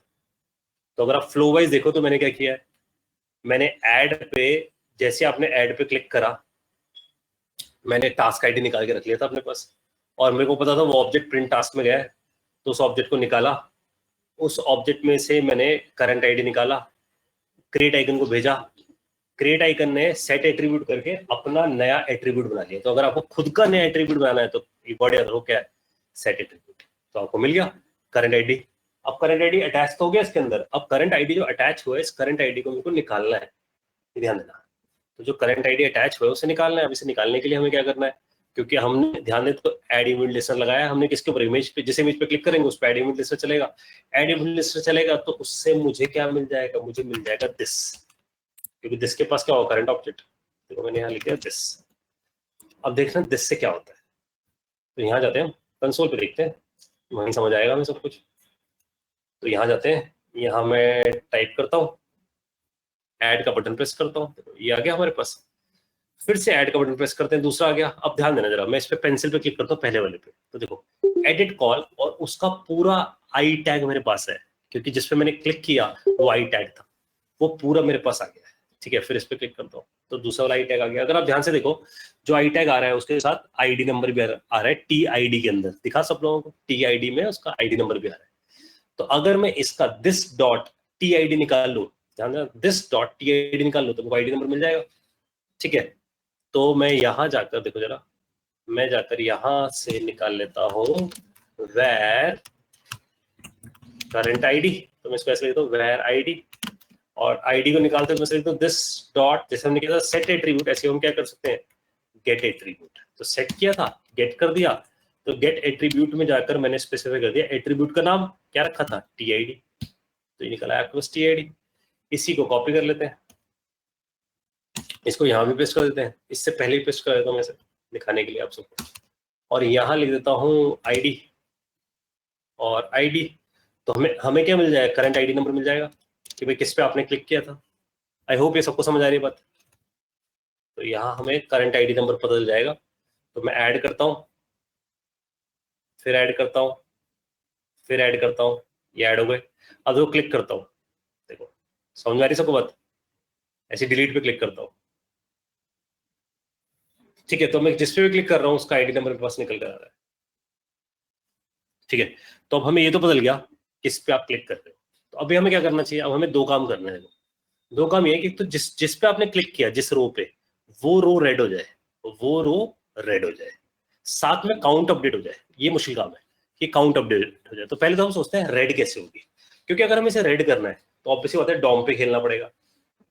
तो हम कुछ अगर ऐसा करें, देखो जरा, जो भी हमारे पास करंट आ रहा है, करंट किसमें, दिस में, ध्यान देना, जो करंट है वो किसमें, दिस में। तो दिस में क्या पड़ा है, दिस में आई पड़ा है। और अगर आप आई को ध्यान से देखो, जो आई बन रहा है आपका, ये इटैलिक, इस पे इंस्पेक्ट करते हैं, तो अगर आप आई को देखो तो आई किसके अंदर बन रहा है, टीडी के अंदर। कर्सर पे ध्यान देना, आई पे ये पूरा हाईलाइट होता है, ये वाला सेक्शन, ठीक है। तो आई पे अगर आप देखो तो ये सेक्शन हाईलाइटेड है। टीडी पे देखो जरा, टीडी पे देखा आपने, सेल हाईलाइटेड है। और अगर टीडी से ऊपर टीआर में पहुंच जाओ तो ध्यान देना, टीआर में पहुंच जाओ तो क्या है, ये पूरी रो हाईलाइटेड है। तो अगर मैं ये लिखूं आप सबके सामने, देखो जरा, this dot parent node, this कौन है, दिस का मतलब है आई। तो इसलिए मैं आप लोगों की लाइफ आसान करने के लिए लिख रहा हूं लेट आई टैग, ठीक है। और यहां लिख रहा हूं दिस, तो ये बन गया आई टैग। और यहां लिख रहा हूं I tag dot parent node, तो इससे मैं किस पे पहुंच जाऊंगा, मैं पहुंच जाऊंगा टीडी पे। और फिर अगर मैं लिख दूं डॉट पेरेंट नोड तो मैं पहुंच जाऊंगा टीआर पे। तो मैं लिखता हूं यहां पर लेट टीआर, तो मैं टीआर पे आ गया।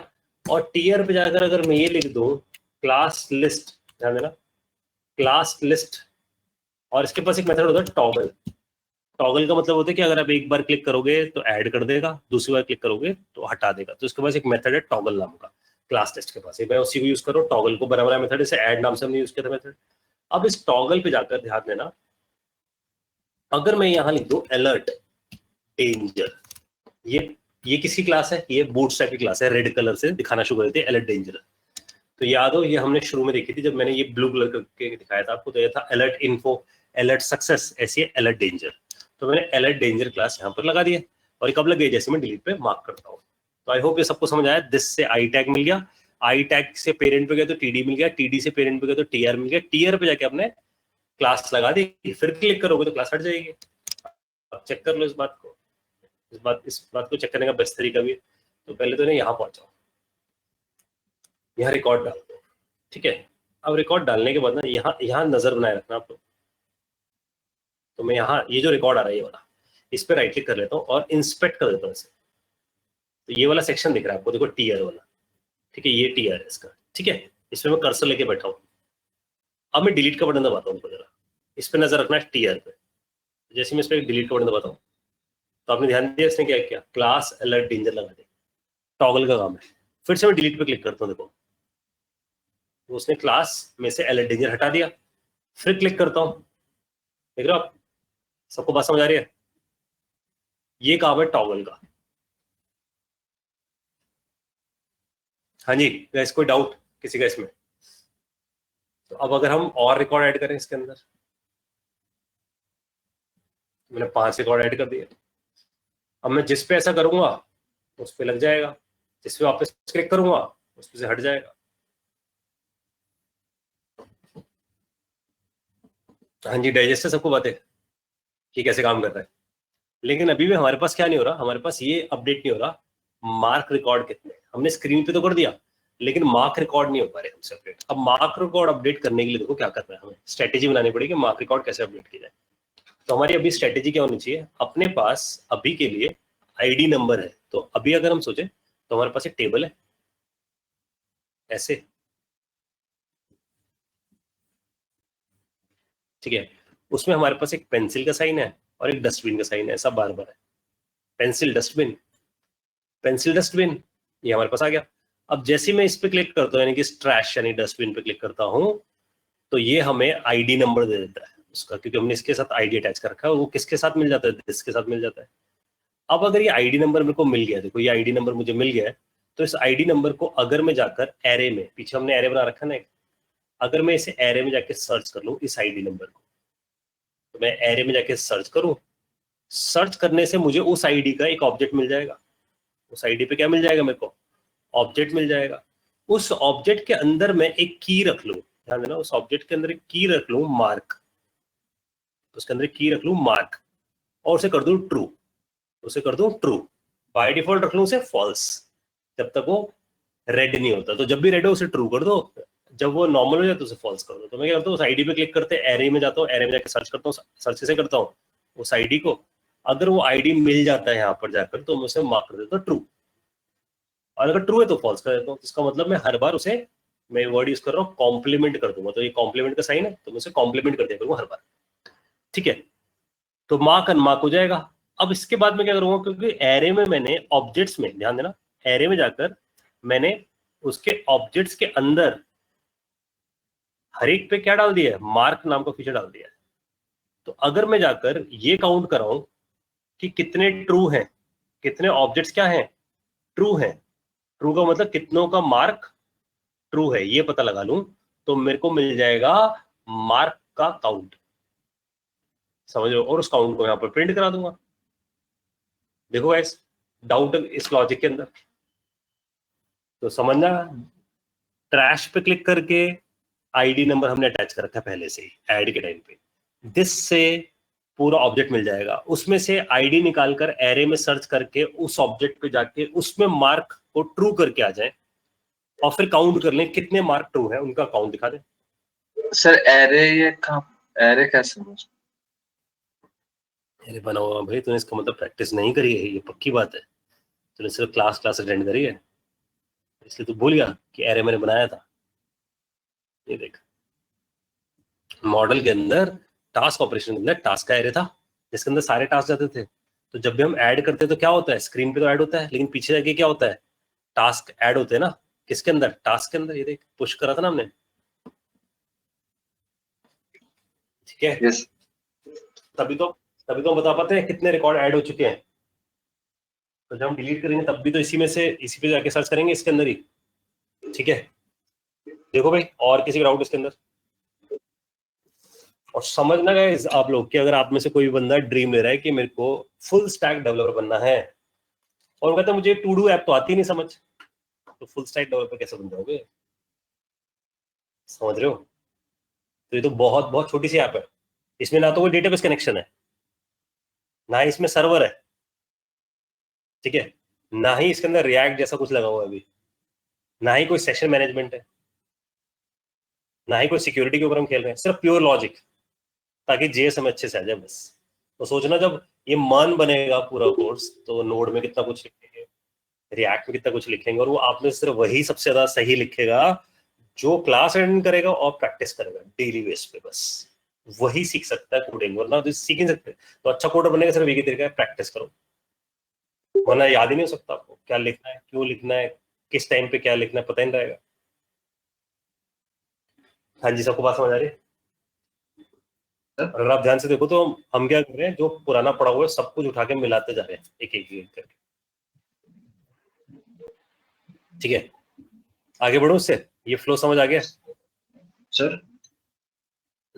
बोलो जी। सर आप ये मार्क जो काउंट करा रहे हो, ये तो एरे में आप सर्च करके करा रहे हो ना, कि मतलब कितने मार्क हो चुके हैं? मार्क मतलब नहीं समझा, फिर से बोल, बोले यार। सर हम एरे में तो डाल रहे हैं ना, ये जो आपने मार्क काउंट कर रहे हैं, आप बता रहे थे ना कि मतलब एरे में ऐड करते हैं और उसमें से फिर लिंक वगैरह मार्क करते हैं, तो सर वो मतलब बार बार हम सर्च करेंगे तो फिर वो ओवरहेड नहीं हो जाएगा? जैसे अगर बहुत सारे रिकॉर्ड्स हो गए फिर ओवरहेड में जाएगा मतलब? कब ओवरहेड होगा? बार बार सर्च करने में सर, ठीक है। नहीं ना, सर्च करने पे ओवरहेड कैसे हो सकता है दोस्त, या तो ऐड करने पे कुछ नंबर ऑफ रिकॉर्ड्स ज्यादा है तो, नंबर ऑफ रिकॉर्ड्स, अगर नंबर ऑफ रिकॉर्ड ज्यादा है फिर सर सर्च करने में टाइम नहीं लगेगा? लेकिन क्लाइंट साइड पे कभी रिकॉर्ड ज्यादा नहीं होता है ना। अभी हम इसका डालेंगे ना फीचर फायरबेस का, तो हम यहाँ से उठाएंगे, डेटा को स्टोर करके आ जाएंगे। हाँ सर, उसी की रिस्पेक्ट में पूछा था, मतलब ज्यादा रिकॉर्ड्स हो जाएंगे तो दिक्कत नहीं। ज्यादा रिकॉर्ड होते नहीं यार कभी भी क्लाइंट साइड पे, ये मैंने पहले ही बताई थी बात तुम लोगों को। तुम देखो किससे सीखना है हमें वाली बात, कि ज्यादा रिकॉर्ड होते हैं नहीं होते। मैंने बताया था आप लोगों को, गूगल सीखो ना ये वाली बात। यहाँ जाओ तो गूगल सर्च करके देखा तो हमें कितने मिले रिकॉर्ड, इतने, लेकिन क्या इतने आ रहे हैं अभी? कितने आ रहे हैं? 10। इसका मतलब क्लाइंट साइड पे कितने रिकॉर्ड दिखाए जा रहे हैं? 10। और मैंने आप लोगों को बताया था कि आप अगर आप टूल्स पे जाओ, सॉरी सेटिंग्स में जाओ, इसकी सर्च सेटिंग्स पे जाके देखो तो बोलता है 10 ही दिखाऊंगा क्योंकि वो फास्टर होते हैं। दिख रहा है ना आप लोगों को वाली बात कि 10 ही दिखाऊंगा, फास्टर होते हैं। तो अगर आपसे कोई सीनियर कभी बोलता है कि यार 10 रिकॉर्ड जो है डेट इज फास्टर, और आपसे कोई बोलता है कि नहीं एक बारी में 1 लाख रिकॉर्ड लेकर आओ क्लाइंट पे, तो इसका मतलब सीनियर ही नहीं है। क्लियर बात आप लोगों को? इसका मतलब 100 रिकॉर्ड को गूगल स्लो मानता है। तो आप सोचो ना, आप कितने सर्च करवा लोगे? मैक्सिमम 10, क्या 20, ज्यादा से ज्यादा 100। और 100 रिकॉर्ड कंप्यूटर के लिए सर्च करना इट्स इजी जॉब। ठीक है भाई, समझ आ रही बात मेरी?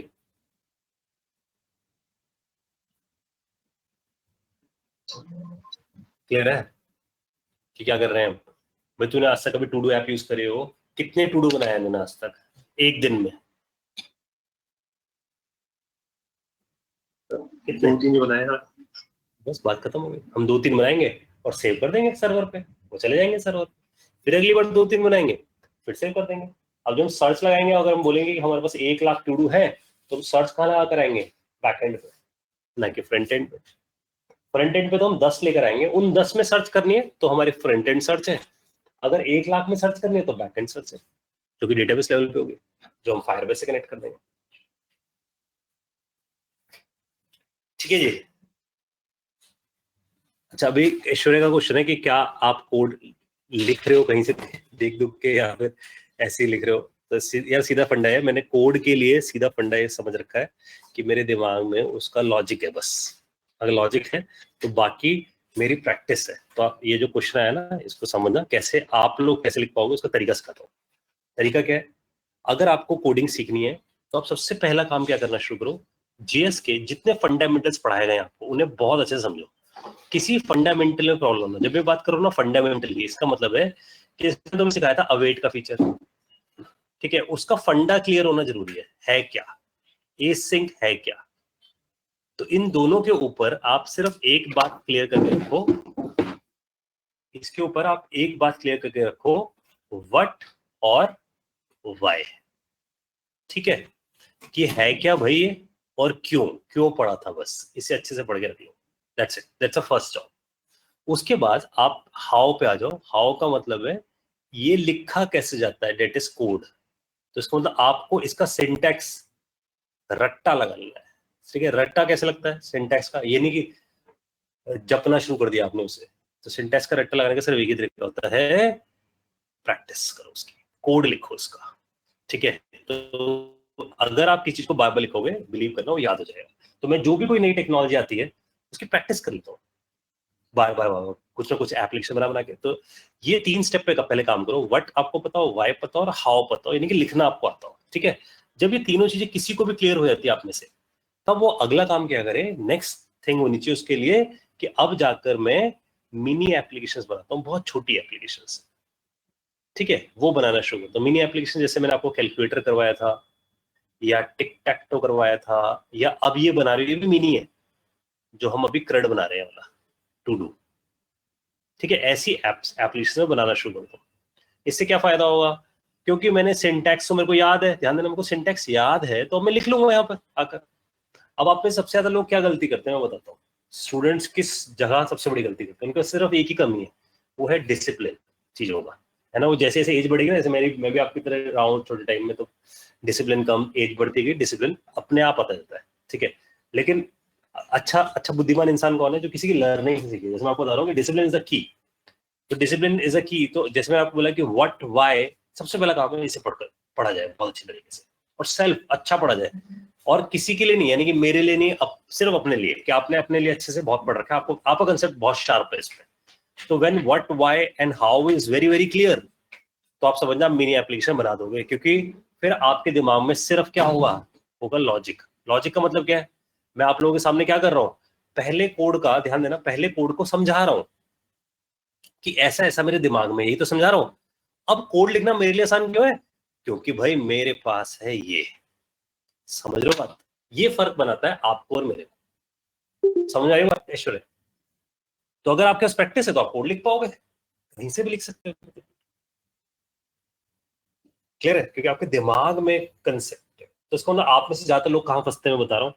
आपके पास मान लो कोई लॉजिक है भी, हाँ जी मेरे को ऐसा करना है, ऐसा करना तो है, कैसे करना है? अब कैसे करने का मतलब होता है हाउ, और हाउ का मतलब होता है कोड ही नहीं आता, सिंटैक्स ही नहीं है, फंस गया बंदा आप में से। फिर वो गूगल करता है, गूगल में पता नहीं कोई कुछ और बोल रहा होता है, वहां फंस जाता है। तो सर ये बिल्कुल स्ट्रेट फॉरवर्ड रास्ता है मेरा जो मैं आपको समझा रहा हूँ। इसलिए आप में से जो भी सीरियस है अपने करियर को लेके कि मेरे को फुल स्टैक डेवलपमेंट पे जाना है, मेरे को एक रिस्पेक्टिव जॉब पकड़नी है, तो तरीका ही है, जॉब पक्का मिलनी है, समझ रहे हो? तो अगर मैं जॉब्स की हालत बताऊं आप लोगों को, चाहे ये कोरोना वाला टाइम चाहिए चल रहा है, जॉब्स की जितने भी आप में से कोई जॉब कर रहे हो वो भी इनपुट दे सकते हैं। जॉब सिर्फ उन लोगों के लिए हमेशा पक्की है जिन्हें काम करना आता है। और बिलीव करना, इंडस्ट्री में मुझे तो ऐसा लगता है कि 85% लोग अच्छे से कोड करना भी नहीं जानते। इवन इंडस्ट्री में बैठे भी बहुत कम लोगों को पता है ढंग से चीजें। तो 15% असल में सब कुछ ड्राइव कर रहे हैं।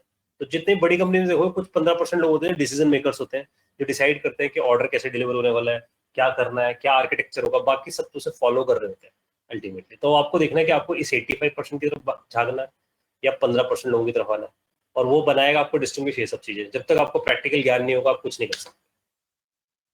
ठीक है जी, इट्स लाइक दिस कि आप किसी भी लैंग्वेज को उठाते हो, कोई भी लैंग्वेज सीख सकते हो। मैंने बहुत मल्टीपल सीखी है अपने टाइम में लैंग्वेजेस, तो अभी भी जब जो भी लेटेस्ट आता है मैं उसे पढ़ता हूँ। अगर आप यूट्यूब पे फॉलो करते हो तो यूट्यूब पे भी मैं लेटेस्ट वीडियोस डालता रहता हूँ जो भी नहीं आ रहा है। अभिषेक पूछ रहा है बाकी 85% क्या करते हैं? खच्चरों की भी जरूरत है ना, जो क्लर्कल वर्क करेंगे, है ना, मेंटेनेंस भी तो करेंगे प्रोजेक्ट की, वो कौन करेगा? अगर इनोवेशन करते रहेंगे तो 15% है इनोवेशन के लिए, 85% किस लिए है? क्लर्कल के लिए, मेंटेनेंस वाले काम के लिए। प्रोजेक्ट बन जाता है तो मेंटेनेंस भी तो चाहिए उसकी। समझ आ रही बात?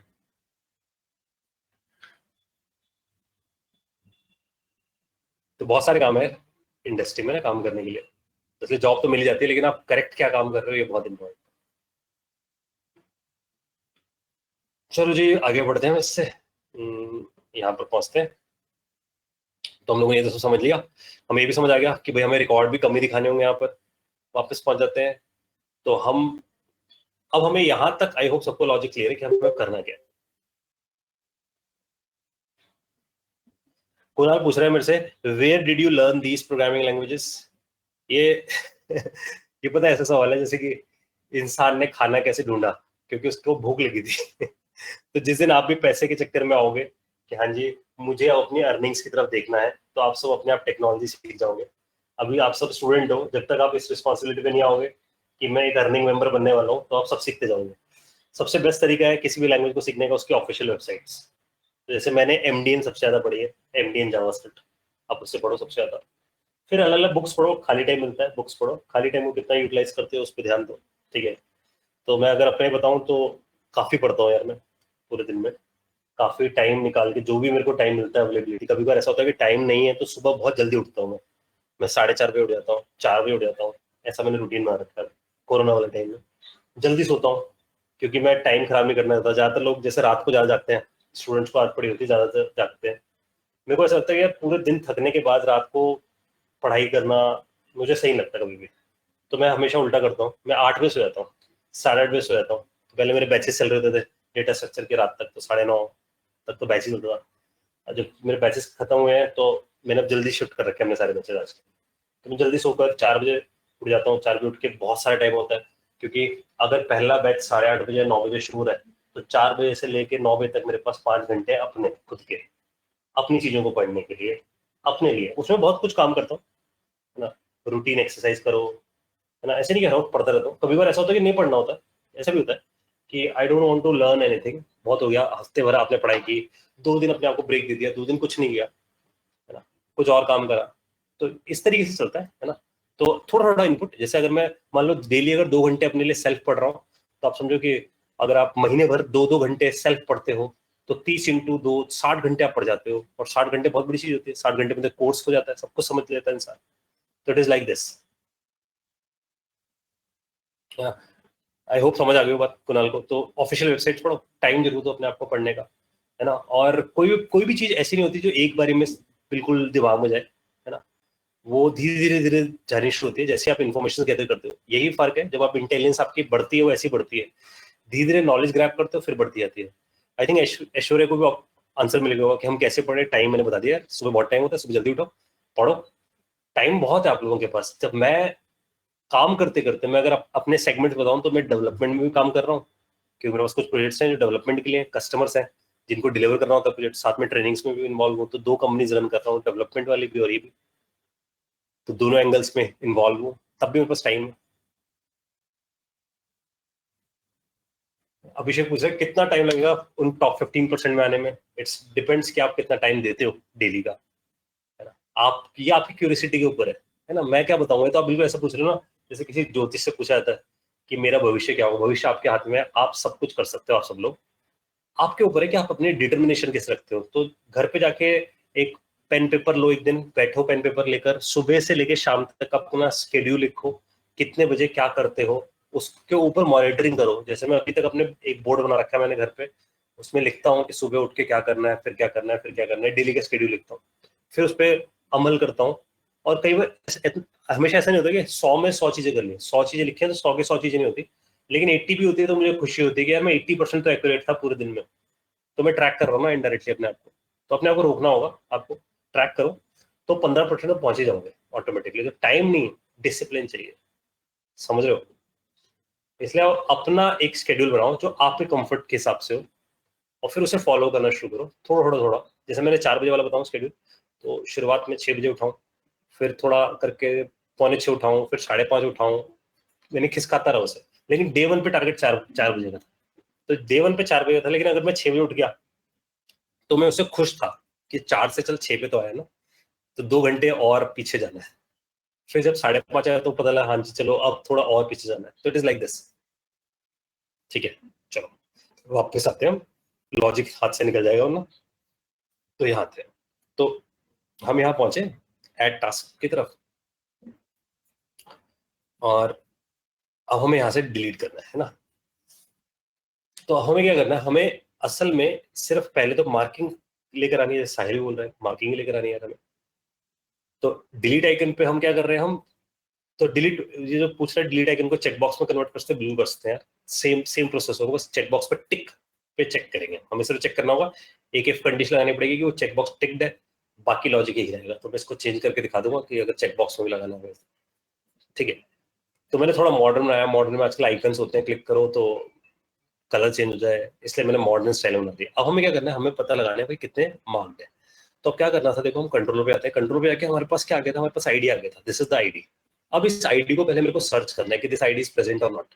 इफ दिस इज प्रेजेंट तो इसके साथ मेरे को एक काम ऐसा करना है कि मैं इसको रिमेंबर रख सकूं कि ये रेड हुआ है या नहीं हुआ है। अब समझना, रेड पता लगाने के लिए कि वो रेड हुआ या नहीं हुआ, इसके लिए मैं यहाँ पर एक वेरिएबल डिफाइन करता हूँ। ध्यान देना ऑब्जेक्ट में करता हूँ, क्योंकि हर ऑब्जेक्ट एक रिकॉर्ड है, यानी कि एक रो है, और ढेर सारे रोज एक लिस्ट है। यानी कि बहुत सारी रोज बनती है, बहुत सारी रोज का मतलब क्या, बहुत सारे ऑब्जेक्ट्स। तो मैं यहाँ जाके इसे लिखता हूँ, मैं लिखता हूँ इज मार्क फॉल्स, जानबूझ के ऐसा रखता हूँ इज मार्क फॉल्स, यानी कि फॉल्स है। इसका मतलब ये अभी ट्रू नहीं हुआ है, तो that's why is mark is false. ये मैंने यहाँ पर जाके स्पेसिफाई कर दिया, इज मार्क फॉल्स है। अब आप आ जाओ वापस कंट्रोलर की तरफ। कंट्रोलर पे जाकर यहाँ से बोलो कि भाई सबसे पहले मार्क करके आए रिकॉर्ड को। तो हम यहाँ पर मार्क करने के लिए वापस आते हैं की तरफ, ये जो फाइल है अपनी। तो यहाँ पहुंच गया टास्क ऑपरेशन। टास्क ऑपरेशन में जब यहाँ पहुंचते हैं, तो अगर हम यहाँ जाके देखें तो हमारे पास मेथड है मार्क करने के लिए। हमें मेथड चाहिए, तो गेट मार्क तो काउंट देगा, है ना। तो हम मेथड बनाते हैं मार्क, ठीक है। तो इसका नाम ही ऐसा रख देते हैं, मार्क भी लगते हैं, इसका नाम रखते हैं टॉगल मार्किंग, ठीक है। जानबूझ के रखते हैं टॉगल मार्किंग। और टॉगल मार्किंग के अंदर क्या पास कराता हूँ, आईडी नंबर। अब इस आईडी नंबर को आपको सर्च करना है। समझना, एरे में सर्च करने का तरीका याद है कि अगर एरे में किसी रिकॉर्ड को सर्च करना है तो हम क्या यूज करते थे, this dot task dot find. आप सबको याद हो तो फाइंड के थ्रू आप फाइंड कर सकते थे किसी को भी। तो फाइंड करते वक्त अगर मैं इसके अंदर जाकर, ध्यान देना, इसके अंदर जाकर मैं लिख देता हूँ टास्क ऑब्जेक्ट, तो ये मेरे को क्या दे देगा, करंट ऑब्जेक्ट। और उस ऑब्जेक्ट में जाकर अगर मैं लिख देता हूँ टास्क ऑब्जेक्ट डॉट आईडी, तो उसका आईडी निकाला इक्वल टू आईडी, तो मेरे पास क्या आ गया, आईडी नंबर आ गया, this is the ID. And when the ID is coming up, मेरे पास आईडी नंबर आ गया, तो मैं यहाँ पर लिख देता हूँ, यहाँ लिख देता हूँ current object, this is the current object I have. अगर ये करंट ऑब्जेक्ट मेरे पास आ गया है तो इस ऑब्जेक्ट में जाकर मैं इसको टॉगल करके आया था, तो मैं यहाँ जाकर लिखता हूँ task object dot is mark, ये हमारे पास था is mark equal to task object dot is mark, फिर से लिखते हैं ये, और यहां जाकर हम लिख देते हैं कॉम्प्लीमेंट। तो कॉम्प्लीमेंट करने मतलब कि अगर फॉल्स है तो ट्रू कर देना, ट्रू है तो फॉल्स कर देना, उल्टा कर देना इसका हमेशा। अब इस टॉगल मार्किंग को मैं यहां से बुला लेता हूँ, देखो जरा, तो मैं यहाँ जाकर लिखता हूँ task operations dot toggle marking के अंदर पास कर दो आईडी नंबर। आई होप ये सबको समझ आई हो बात। तो इससे क्या हुआ होगा, वहां जाकर एरे में जाकर ये सर्च करेगा, उस रिकॉर्ड को सर्च करके उस ऑब्जेक्ट को लेकर आएगा, उस ऑब्जेक्ट के इज मार्क नाम के वेरिएबल में जाएगा, यानी कि इस पे जाएगा, इज मार्क को फॉल्स की जगह ट्रू करके आ जाएगा। अब ये ट्रू तो हो गया, अब मुझे क्या पता लगाना पड़ेगा कि भाई कितने ट्रू हैं, ऐसे ऐसे कितने हैं जो ट्रू है, तो गेट मार्क हमें आंसर देगा। तो कितने हैं ट्रू, ये आंसर कौन देगा, आप सबको पता है, ये आंसर देगा this dot task dot filter. तो हम यहाँ लगा देंगे फिल्टर, ये पढ़ा है हम लोगों ने फिल्टर, और फिल्टर क्या करेगा, एक एक करके हमें एक एक ऑब्जेक्ट निकाल कर देगा। तो हम यहाँ जाके लिखते हैं, ये हमें निकाल के दे रहा है एक एक ऑब्जेक्ट, और हर ऑब्जेक्ट के अंदर जाकर जब हम हर ऑब्जेक्ट पे जाएंगे, तो मैं ऐसे एंटर मारता हूँ यहाँ पर, तो जब हम हर ऑब्जेक्ट पे जाएंगे तो हम यहाँ लिखते हैं task object dot is mark. इसका मतलब क्या हो रहा है भाई, देखो ये मैं चेक कर रहा हूँ कि इज मार्क जिसका ट्रू है, तो आप ऐसा भी लिख सकते थे इक्वल टू ट्रू। तो ये क्या करता, ये पहले इस लाइन को चलाता, जब ये लाइन चलती is mark equal to true, जब ये लाइन चलती यहाँ पर, तो यहाँ से यहाँ तक की लाइन चलती, ट्रू आता, तो यहाँ से ट्रू रिटर्न होता। अब बिकॉज फिल्टर क्या करता है, फिल्टर कहता है जितने भी रिकॉर्ड ट्रू है उनका एक सब एरे बना के दे दूंगा, ध्यान देना, उनका एक सब एरे बना के दे दूंगा। ये बात हम पढ़ चुके हैं जब हमने एरे का कंसेप्ट पढ़ा था, ठीक है। तो हम रिकैप एक तरीके का, तो हमने यहाँ सर्च मारा, जिसके वैल्यू ट्रू के बराबर आ रही है वो हमें मिलना शुरू हो जाएगा, जो ट्रू के बराबर है वो मिलना जैसे शुरू होगा हमें हमेशा यहाँ पर, तो हम क्या करेंगे, हम उसकी लेंथ निकाल लेंगे, ध्यान देना, उसकी क्या निकाल लेंगे, लेंथ निकाल लेंगे। तो जितने भी ट्रू होंगे उनकी लेंथ आ जाएगी, अगर एक भी ट्रू नहीं होगा तो लेंथ क्या मिलेगी, 0, और ये हमने रिटर्न कर दिया यहाँ पर। आई होप ये समझ आया सबको। तो हमें क्या मिल जाएंगे, मार्क रिकॉर्ड। अब अनमार्क कौन से होंगे, ध्यान देना, अब अनमार्क कौन से होंगे, अनमार्क होंगे this dot task dot length निकालो, माइनस कर दो किससे, दिस डॉट गेट मार्क से। तो टोटल लेंथ को अगर हम मार्क से माइनस कर दें तो हमें क्या मिल जाएंगे, अनमार्क रिकॉर्ड्स। तो हमें अनमार्क रिकॉर्ड्स भी दिख गए, तो मार्क रिकॉर्ड्स भी बदल गए, अनमार्क भी, यहाँ फॉर्मूला लगाया था इसका, ठीक है जी। आई होप यहाँ तक सबको मेरी बात समझ आई है। अब आप कंट्रोलर पे जैसे ध्यान देना, जैसे आप मार्किंग करोगे, तो आपने यहाँ पर करी जी मार्किंग, तो ये मार्किंग हो गई। मार्किंग हो जाने के बाद आपको उसी वक्त किसे कॉल लगा देना चाहिए, आपको कॉल लगा देना चाहिए अपडेट काउंट्स को, क्योंकि अगर हम ध्यान दें अपडेट काउंट्स नाम को जो हमने फंक्शन यहाँ लिखा था, जो ऐड के टाइम पे भी कॉल होता था, वो क्या करता था, टोटल निकालता था, मार्क को कॉल लगाता था, अनमार्क को कॉल लगाता था। तो अब हम इस बात को यहाँ चेक करना शुरू करें, इस बात को स्क्रीन पे जाते हैं, ठीक है, और यहाँ जाते हैं, यहाँ जाके कुछ रिकॉर्ड्स फिलअप करते हैं, हम ऐड का बटन दबाते हैं। अब एक प्रॉब्लम समझना है, यहाँ एक तो ये प्रॉब्लम शुरू हुई है, ठीक है, आ तो क्या सब कुछ मार्क अनमार्क दिखा रहा है, बढ़िया, ऐड करते हैं तो दिखा रहा है, बढ़िया चल रहा है सब कुछ। इस पर क्लिक करते हैं, देखो काउंट भी सब बढ़िया चल रहा है, इसका मतलब लॉजिक तो हमारा सही काम कर गया, देख रहा हो, लॉजिक वाइज सब कुछ सही काम कर रहा है। लेकिन एक गड़बड़ हो रही है, देख रहा हो, फॉल्स एडिशन आ रहा है, कोई बता पाए क्यों आ रहा होगा फॉल्स एडिशन, किसको पता चल पा रहा है ये फॉल्स में से क्या है? हाँ, फॉरेन लगाया था ना आपने, फॉरेन लूप लगा रखा था, तो याद है आपको कि फॉर इन जो लगा रखा है मैंने, उसकी वजह से ऐसा हुआ है, क्योंकि हमने फॉर इन लगाया था टास्क का। अब वो क्या कर रहा था, सारे टास्क लेकर आता है, यानी सारी कीज निकाल के कर रहा था। अब अगर सारी कीज निकाल के कर रहा था तो उसमें उसे कौन सी की मिली, मार्क वाली की को हमें प्रिंट नहीं कराना, तो हमें क्या करना चाहिए, हमें यहाँ पर लिख देना चाहिए इफ की, अगर उसकी की किसके बराबर है, इज मार्क के बराबर है, तो उसी मूवमेंट पे क्या कर जाओ, कंटिन्यू। कंटिन्यू मतलब क्या है कि आप उसे क्या कर दो, स्किप कर दो। हाँ जी, ये बात सबको समझ में आई है। तो इस की को वो प्रिंट कराना बंद कर देगा, और वो एडिशनल जो प्रिंट हो रही है हमारे पास की, वो बंद हो जाएगी हमारे पास प्रिंट होने, ठीक है जी, यहां तो बात समझ आ गई। अब यहाँ जाके देखते हैं, हम इसे चलाकर देखते हैं क्या इसका कोई इम्पैक्ट आया है हमारे पास से नहीं। तो यहाँ पहुंचते हैं, फिर यहाँ से फिर से वैल्यू डालते हैं, ऐड का बटन दबाते हैं, ठीक है, बढ़िया हो गया सब। अब फिर से ऐड करते जाते हैं। तो यहाँ पर मैंने ऐसे 9 रिकॉर्ड्स ऐड कर दिए। अब मैं इन रिकॉर्ड्स पे देखते हैं जरा एक बार इसे। तो इन रिकॉर्ड्स पे जाते हैं और ऊपर काउंट पे ध्यान देते हैं, ऐसे थोड़ा ऐसा कर देते हैं, इन सब चीज़ों को एडजस्ट कर देते हैं। ठीक है, मैं थोड़ा छोटा कर रहा हूँ इसे, ठीक है, ऐसा दिख रहा है। अब मैं इस पर क्लिक कर रहा हूँ, देखो जिन जिन पे मैं क्लिक कर रहा हूँ काउंट पे आप ध्यान देते जाना। आई होप सबको मेरी बात समझ आ रही है। और क्लिक कर रहे हैं हम तो देखो सब, तो इसका मतलब सब कुछ बढ़िया काम कर रहा है इस मोबाइल पे। ठीक है जी, अब हमें क्या करना चाहिए, जितने मार्क हैं यानी कि जितने रेड है उन सबको डिलीट कर देना चाहिए। जो रेड रिकॉर्ड्स हैं वो सब डिलीट हो जाए। और वो हम डिलीट किससे करने वाले हैं, डिलीट पे बटन पे क्लिक करते हैं। तो जैसे हम डिलीट के बटन पे क्लिक करें, जो जो रेड है वो सब डिलीट हो जाए। पहले लॉजिक समझ लो, अगर कोई अभी कोई बात नहीं समझ आई हो किसी को तो पूछ जरूर ले इसके अंदर। टास्क ऑपरेशन में कोई बात नहीं समझ आई हो तो फिल्टर समझ आया, फाइंड समझ आया सब लोगों को, ये इज मार्क कॉम्प्लीमेंट क्यों किया ये समझ आया। देखो एक बार,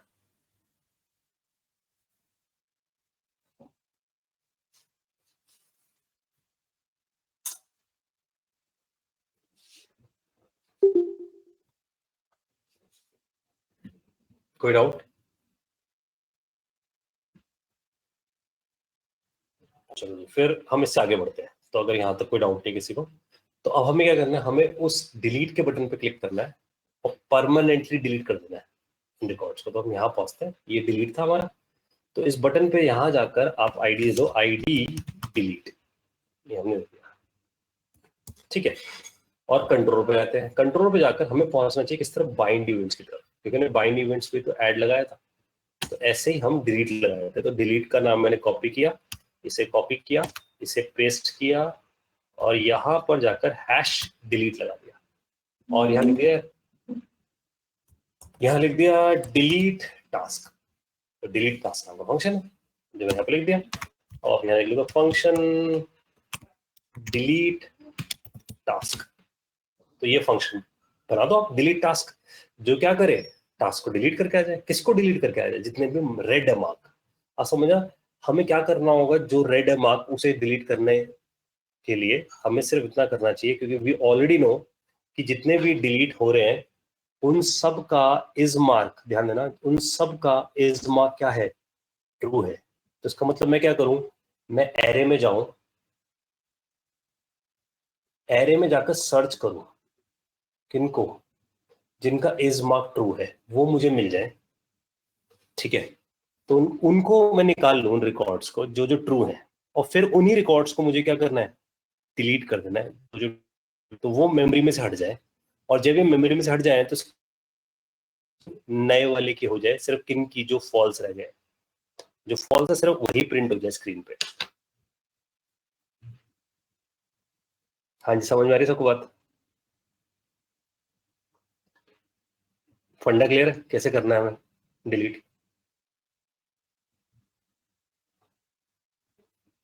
बताओ भाई, डिलीट का लॉजिक क्लियर है तो पहले सर्च करो, जो ट्रू है उनको उड़ाओ, और फिर जो बच गए फॉल्स उन्हें प्रिंट करा दो दोबारा से। तो टेबल को खाली कर दो और सिर्फ फॉल्स वाले प्रिंट कर दो, और अपडेट काउंट को चेंज कर दो। तो मेरा सवाल है, करोगे कैसे? मार्क से आईडी उठाएंगे, उनकी आई टैग्स को, मार्क से आईडी उठाएंगे, उनके आई टैग के पेरेंट नोड को पेरेंट नोड पे जाकर डिलीट कर देंगे। लेकिन एरे में तो पड़े रह गए। यानी सर उससे भी उड़ाते जाएंगे ना सर, एरे से भी। एरे से कैसे उड़ाए? एरे में से कैसे उड़ाए सर? स्प्लाइस करेंगे तो इंडेक्स चाहिए, फाइंड इंडेक्स ऑफ करना होगा। फाइंड इंडेक्स लगा दें, तो फाइंड इंडेक्स से जो डिलीट होगा तो फिर री इंडेक्स हो जाएंगे, री इंडेक्स हो जाएंगे तो फिर से सर्च करने पड़ेंगे, तो रिकर्सिव कॉल में चले जाएंगे। समझ रहे हो? ये बात समझ आ रही है कि अगर तुमने फाइंड इंडेक्स किया तो इंडेक्स मिला पहले वाले का, उसे डिलीट मार दिया स्प्लाइस से, डिलीट कर दो तो री इंडेक्स हो गए वो, री इंडेक्स हो गए तो फिर से तुमने दोबारा फाइंड करना पड़ेगा क्योंकि री इंडेक्सिंग हो चुकी है दूसरे वाले रिकॉर्ड को, फिर उसे डिलीट करोगे स्प्लाइस से, फिर री इंडेक्सिंग हो जाएगी, तो इसे किसी रिकर्सिव कॉल के अंदर डालना पड़ेगा। सर तो जितने भी फॉल्स वाले हैं उसको निकाल के एक एरे में रख लेंगे, फिर दूसरा लूप चला के सबको रिमूव कर देंगे। तो इसका मतलब पहले फॉल्स वाले निकाल लिए, फिर ओरिजिनल एरे में गए, फिर रिमूव करोगे कैसे, लेकिन वहीं फंस जाओगे ना, फिर स्प्लाइस हो जाएगा, फिर इंडेक्स हो जाएगा। सर जो डिलीट वाला है वो तो एक एक करके होगा ना, जैसे किसी ने डिलीट पे क्लिक किया तो उसका वो उड़ जाएगा रिकॉर्ड, तो फिर कलेक्शन बनाने की जरूरत नहीं है। मल्टीपल बनेंगे ना, मल्टीपल रिकॉर्ड डिलीट होते हैं ना एक बार में हमारे केस में। अगर हम यहाँ देखें तो अगर हम यहाँ जाकर जब रिकॉर्ड भर रहे हैं वही जैसे जैसे हम ऐड करते जा रहे हैं यहाँ पर रिकॉर्ड, तो हम तो मल्टीपल रिकॉर्ड डिलीट कर रहे हैं ना एक बार में। सर आईडीज मैच करके देख लेते हैं, जहाँ पे ऑब्जेक्ट के साथ आईडी मैच करेगी उसकी एंट्रीज डिलीट कर देंगे। लेकिन बात समझो ना, जब डिलीट करोगे तो आप स्प्लाइस से करोगे, स्प्लाइस री इंडेक्स मार देगा, री इंडेक्स करोगे तो दोबारा सर्च करना पड़ेगा फिर से, क्योंकि वो आईडी उस प्लेस पर रहेगा ही नहीं, तो आप उसका मतलब आईडी वाइज बार बार सर्च करोगे ना। तो मैंने एक ट्रिक निकाल रखी है, ट्रिक को देखो जरा, क्योंकि मैंने जब इस प्रॉब्लम को करा था सॉल्व तो ये प्रॉब्लम मैंने फेस करी थी कि यार इसे डिलीट करने में तो बहुत टेंशन है, तो मैंने इसका एक इजी वे आउट बनाया, तो इसको समझते हैं पहले। तो मैंने ना ऐसा लिख दिया यहाँ पर, 10 को समझ लो ट्रू की तरह, 10 को समझ लो ट्रू की तरह, और मेरे को जितने 10 है सब उड़ाने एक बारे में। तो मैं क्या करता हूँ, मैं लिखता हूँ एरे जो है हमारे पास है उस पर फिल्टर लगाता हूँ, फिल्टर करके जो ट्रू है यानी कि 10 मान रहा हूँ मैं, तो उनको उठा लेता हूँ। तो ध्यान देना किसको उठा लिया इसने, सारे 10 वालों को। तो यहाँ उल्टी कंडीशन लगाता हूँ, जो नॉट 10 है उन्हें उठा लो और उठाकर वापस आर में डाल दो। ध्यान देना वापस इसमें डाल दो, आर में डाल दो। समझ आ रहा है सबको इससे क्या होगा? अब सिर्फ वो रिकॉर्ड बच गए ना जो आपको डिलीट नहीं करने थे, क्योंकि आपको डिलीट कौन से करने थे, सारे 10 जितने भी 10 थे सबको डिलीट करना, तो आपने 10 को छोड़ के बाकी सारे उठाकर उसी एरे में वापस रिप्लेस कर दिया। और ऐसा क्यों हुआ? क्योंकि फिल्टर हमें सब एरे देता है। ध्यान देना जब भी फिल्टर यूज करते हैं फिल्टर ऑलवेज गिव अस सब एरे, तो ये मैंने यहाँ से पता लगा ली बात। तो देखो यहाँ जाते हैं और जब मैंने ये लाइन लिखी है आपके सामने, इसको हटाते हैं और यहाँ से, तो मैंने पता लगाया कि आर डॉट फिल्टर में अगर मैं लिखता हूँ नॉट इक्वल टू 10 तो एक सब एरे बनाता है। अगर मैं उसी सब एरे को, जो सब एरे बना रहा है, अगर मैं इसी सब एरे को इस ओरिजिनल एरे में डाल दूं, समझ रहे बात, तो क्या होगा, ओरिजिनल एरे में से अपने आप ही डिस्ट्रॉय हो जाएंगे। तो मैंने जाकर ये लाइन लिख दी। अब इससे क्या हुआ, आर में सिर्फ वही रिकॉर्ड्स रह गए जो 10 नहीं है, सेम काम हमें वहां पर करना है। सबको डाइजेस्ट है मेरी बातें? तो फिल्टर से के थ्रू हम मल्टीपल रिकॉर्ड डिलीट करके आ सकते हैं। तो ये ट्रिक है इसकी। तो मैं अगर तो मैं बोलता हूँ डिलीट करने हैं हमें क्या, जितने भी टास्क हैं, तो डिलीट, इसका नाम ऐसा रहता है डिलीट टास्क जो हमने बनाया। अब इस पे से डिलीट करने के लिए यहाँ जाते हैं क्योंकि यहीं पे तो एरे पड़ा है, तो हम यहाँ जाके बोलते हैं डिलीट टास्क। तो हमें कौन से रिकॉर्ड डिलीट करने हैं, जो रेड है मार्क, उन्हीं को डिलीट करना है। तो हम यहाँ जाके लिखते हैं this dot task dot filter, और यहाँ हमें क्या मिल जाता है, टास्क ऑब्जेक्ट। जो टास्क ऑब्जेक्ट मिलता है उस पर मिल जाता है task object dot is mark. आप सबको समझ आना चाहिए, इज मार्क की वैल्यू अगर ट्रू होगी तो ट्रू वाले निकाल के दे देगा सिर्फ हमें, तो इक्वल टू ट्रू लिखना ऑप्शन हो जाएगा, क्योंकि इज मार्क ट्रू तो इसका मतलब ट्रू वाले देगा, क्योंकि फिल्टर किस पे काम करता है, सिर्फ ट्रू कंडीशन पे। तो ये हमें जो ट्रू निकाल के देगा हम उसी को ओवरराइड कर देंगे ओरिजिनल एरे में। ये बात सबको डाइजेस्ट हुई? तो हमने सर्च किया और जो इज मार्क ट्रू है वही हमारे पास आए, तो यहाँ पर हमें क्या करना था, तो ट्रू वाले आ गए, हमें उल्टा काम करना है। जो फॉल्स हो तो आप इसके लिए लिख सकते हो यहाँ पर जाकर कौन से, नॉट। तो इसका मतलब जो फॉल्स है वो निकालना है और उसे यहाँ डाल दे। ये हमारे पास आ गए। अब फॉल्स हमारे पास आ गए तो डिलीट। अब ध्यान देना यहाँ हम जाते हैं, यहाँ लिखते हैं task operations dot delete task, that's it. इतना करते क्या होगा, ये डिलीट हो जाएंगे सारे टास्क। अब जब डिलीट हो गए तो स्क्रीन पे भी तो दिखने चाहिए ना, तो स्क्रीन पे दिखाने के लिए आप क्या करो, स्क्रीन पे दिखाने के लिए पहुंच जाओ आप टी बॉडी पे। ये रहा टी बॉडी, इसमें तो ऑलरेडी रिकॉर्ड पड़े हैं। तो अब आप यहाँ पहुंचे, यहाँ जाके लिखो जैसी हो जाए डिलीट टास्क, तो डॉक्यूमेंट डॉट, गलती हो गई, तो डॉक्यूमेंट डॉट क्वेरी सिलेक्टर और हैश टास्क, टेबल में पहुंच जाओ। इस टेबल पे जाकर इसका इनर HTML कर दो आप ब्लैंक। इससे क्या होगा, जो भी उसमें छपा हुआ है पहले से सब गायब। अब जब सब कुछ गायब हो गया तो अब आप इसमें से क्या करो, आप जाओ task operations dot get task कर दो। इसका मतलब गेट टास्क से क्या होगा, ध्यान देना, गेट टास्क एक ऐसा मेथड है जो हमें रिटर्न करता है टास्क। तो टास्क का हमें एरे मिल गया। अब जैसे हमें टास्क का एरे मिल गया तो यहाँ पर लिख लो लेट, ये आ गया आपके पास सारे टास्क जो बचे हुए हैं।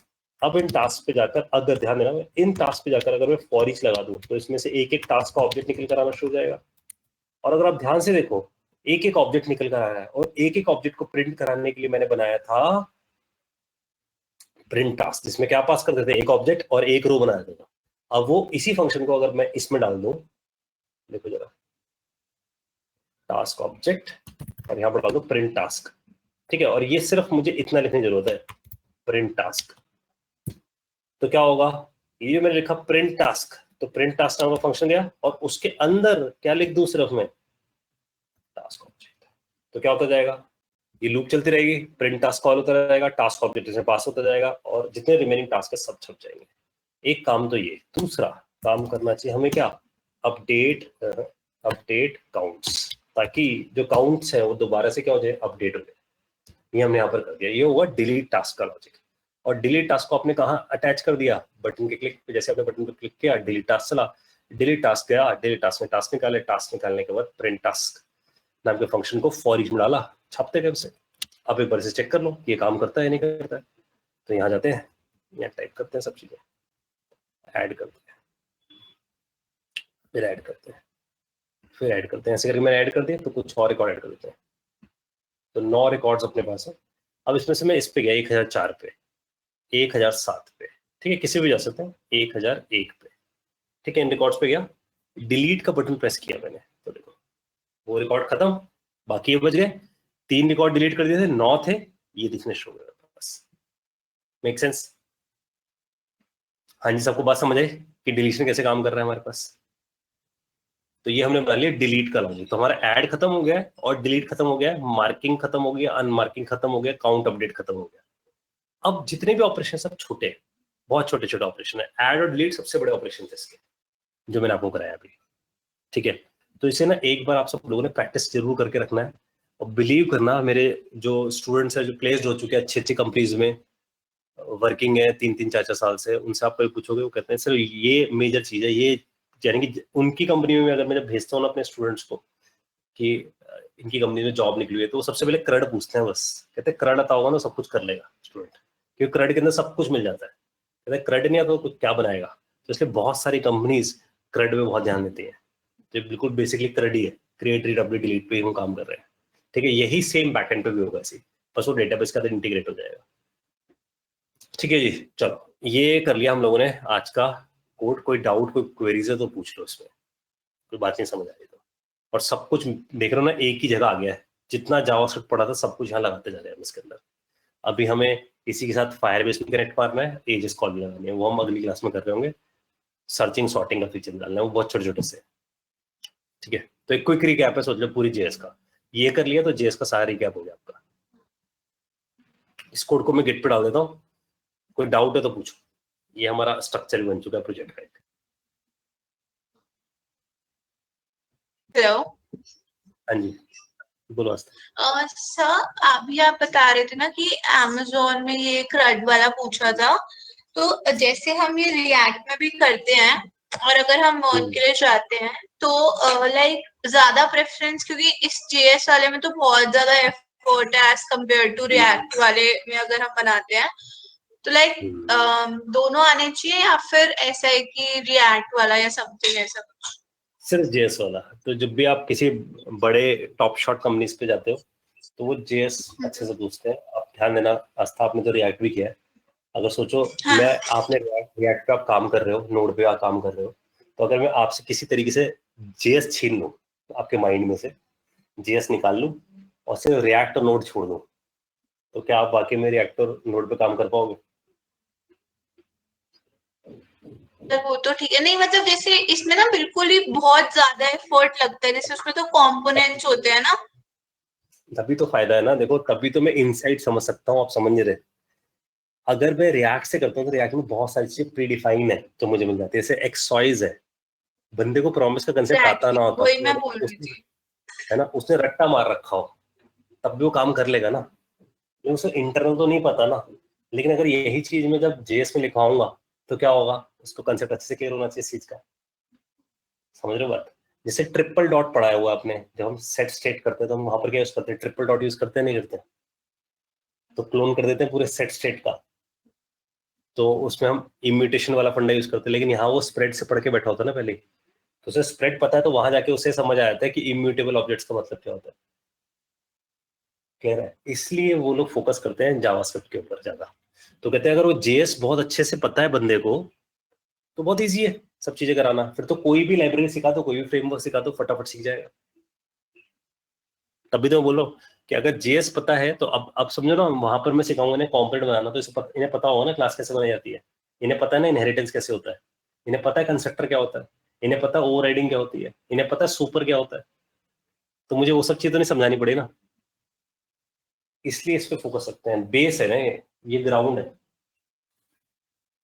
क्लियर हुई बात आप लोगों को? ठीक है सर। तो ऐसे आप नोड में देख लो, आप इसी करोगे सब चीजें। नोड में जेएस लिख रहे हो, 80 to 85% जेएस लिखते हो आप, 15% नोड की चीज डालते हो बस। और हर लैंग्वेज का ट्रू है ये बात, किसी भी लैंग्वेज में जाओ हर जगह ऐसे होता है। आप जावा में होते, डॉटेड में होते, सब जगह यही है बेस। जैसे जावा वालों को कोड जावा अच्छे से पता होना चाहिए, डॉटेड वाले को सी शार्प है, वीबी डॉटनेट अच्छे से पता होना चाहिए, देन ही वो काम कर पाता है बाकी सब चीजों पे। हाँ जी। और सर जो हम डीएस कर रहे हैं ना जावा में, तो सर उसमें ना मैं देख रही थी लीड कोड और हैकर पे, तो उसमें जेएस का भी मतलब लैंग्वेज का प्रेफरेंस है, क्योंकि ना मैं बहुत ज्यादा, एक तो लॉजिक तो है ही, मैं ना जावा के सिंटैक्स में भी बहुत फंस रही थी, क्योंकि बहुत टाइम से उस पे काम नहीं किया, तो मतलब जेएस पे भी कर सकते हैं क्या? भी कर सकते हैं। और थोड़ा सा ये सबके लिए है कि जितने भी आप में से डीएस चाहे मेरे से पढ़ रहे हैं कहीं से पढ़ रहे हैं, तो डीएस में कोई लैंग्वेज बैरियर कभी नहीं होता। मतलब आप जेएस में भी डीएस लिख सकते हो, पाइथन में भी लिख सकते हो, ठीक है, सी शार्प में भी लिख सकते हो, डेटा स्ट्रक्चर में कॉमन है, लैंग्वेज बैरियर नहीं है उसके लिए। जावा में भी लिख सकते हो। लेकिन क्यों जावा में या सी प्लस प्लस में ज्यादा बोला जाता है, उसके पीछे रीजन ये है कि बहुत सारे इन्वायरमेंट्स जो हैं वो जावा सी प्लस प्लस सी को सपोर्ट कर रहे होते हैं। और जब भी कॉलेजेस से हायरिंग होती है ना, तो उन्हें, जैसे आप लोग कर रहे हो ना मन, हर बच्चा थोड़ी कर रहा है मन। बहुत सारे, मैं कई स्टूडेंट से मिलता हूँ, कहते हैं हमें क्यों करना है कॉलेज में, जो कॉलेज का करिकुलम है बस वही करेंगे, बस उससे बियॉन्ड नहीं करेंगे, जब कंपनी में जाएंगे तब कुछ करेंगे। तो जो कोई एफर्ट नहीं लगा रहे तो कंपनी क्या करती है, कंपनी को पता है कुछ पता ही नहीं है, तो क्या करा जाए, कॉलेज की चीजें पूछ ली जाए, डेट्स पे वो जावा सी प्लस प्लस पे जाते हैं। लेकिन आप तो वर्किंग हो ना, तो आप जेएस में करो पूरी चीजें, आप सेम डेटा स्ट्रक्चर के लॉजिक को किसमें कन्वर्ट कर दो, जेएस में, कोई टेंशन नहीं है, ठीक है। सर क्योंकि मैंने अभी तक जो कॉलेज से इंटरव्यू दिए थे तो उसमें मतलब कोई ऐसा पाइथन का भी ऑप्शन था, बट ऐसा जेएस का ऑप्शन मिला नहीं था, तो मैं इसलिए पूछ रही थी कि मैं मतलब उसमें कर लूँ ना, क्योंकि मैं जावा में तो सिंटैक्स में बहुत ज्यादा फंस रही हूँ। सिंटैक्स में कुछ खास है नहीं, अगर थोड़ा सा एफर्ट लगाओगे तो, क्योंकि डेवलपर के लिए ना बिल्कुल एकदम क्लियर वाइप ऑफ हो गया अभी। क्या दिक्कत क्या है, मैंने देखो कितनी सारी लैंग्वेज याद रख रखी है कि कौन सी लैंग्वेज में कौन सा सिंटैक्स होता है, तो धीरे धीरे प्रैक्टिस करोगे याद हो जाएगा। ये मैं इसलिए प्रेफर करता हूँ कि डेटा स्ट्रक्चर में जावा को या सी प्लस प्लस को, क्योंकि ज्यादातर इन्वायरमेंट इसी में बने हुए हैं, ज्यादातर इन्वायरमेंट इन्हीं को सपोर्ट करते हैं, सी प्लस प्लस जावा को, इसलिए that's why it is recommended. ठीक है सर। ठीक है, चलो जी गाइस, फिर हम मिलते हैं नेक्स्ट सेशन के अंदर, इसके आगे। बोलो सर। डायनेमिकली टेबल रो कैसे क्लिक करें, जैसे इसमें तो आप डायनेमिकली ऐड कर रहे हो ना टेबल रो, डायरेक्टली ऐड कर रहे हो टेबल रो को, मतलब सर वो मतलब जो आईडी नहीं है उसके नीचे हम टेबल रो में एलिमेंट्स ऐड कर रहे हैं। किस केस में कह रहे हैं सर? आपने अभी इसमें क्या करा है कि मतलब आपने डिलीट कर दिया ना लूप चलेगा ना। हाँ सर, मैं मैं ये सोच रहा था कि मतलब जो मैंने मार्क करे सिर्फ वही टेबल रो डिलीट करूं, पूरी टेबल रो डिलीट करके। अब उसमें देख, उसमें क्या है कि क्योंकि जो टेबल है वो 2D है, ध्यान से देखिए टेबल है वो कैसे 2 डायमेंशनल है। 2 डायमेंशनल तो मेरे को टेबल के अंदर टीआर के अंदर टीडी के अंदर जाना पड़ेगा, टीडी को उड़ाना पड़ेगा, फिर टीआर को उड़ाना पड़ेगा। समझ रहे बात? नहीं तो क्या अगर होगा? आप टीआर उड़ा दोगे तो टीडी तो अपने आप ही उड़ जाएगा ना। तो अंदर बैठा है ना, लूप तो चल रही होगी ना उसके साथ। टीआर के अंदर टीडीज बैठे हैं ना, वो क्या करता है, टीडी उड़ा रहा है ऐसा तो होता है कि मतलब आईडी निकाल के टीडी और मेरे हटा दें। हाँ, अब मेरे लिए 2 एफर्ट बढ़ेंगे ना, पहले तो मैं टेबल पे चेंजेस करके आऊंगा, फिर एरे में चेंजेस करके आऊंगा। अब मेरे पास एरे में चेंज किया और सीधा मैंने जो टेबल थी उसे डिस्ट्रॉय कर दिया, क्योंकि क्लाइंट साइड पे जो रिकॉर्ड का वॉल्यूम है वो कम है, तो मैं टेबल को डिस्ट्रॉय करके बिल्ड कर सकता हूँ। तो इसकी परफॉर्मेंस ज्यादा बेटर होगी कंपेयर टू मैं टेबल में से ढूंढूं, फिर रो को डिलीट मारूं, फिर शिफ्टिंग होगी उसकी, फिर टेबल रिकंस्ट्रक्ट होगी। परफॉर्मेंस वाइज ज्यादा बेटर नहीं होती। रिकंस्ट्रक्शन है ना यार मेरे लिए, तो टेबल की रोज शिफ्ट नहीं होती होंगी यार, तो मेरे लिए तो कॉम्प्लेक्सिटी ज्यादा लेके जाएगा ना परफॉर्मेंस वाइज, क्योंकि मैं डॉम पे खेल रहा हूँ। समझ, डॉम जितना ज्यादा मैं डॉम रखूंगा अपनी एप्लीकेशन में, उतनी स्लो एप्लीकेशन, क्योंकि उतने रीड राइट है ना। ठीक है,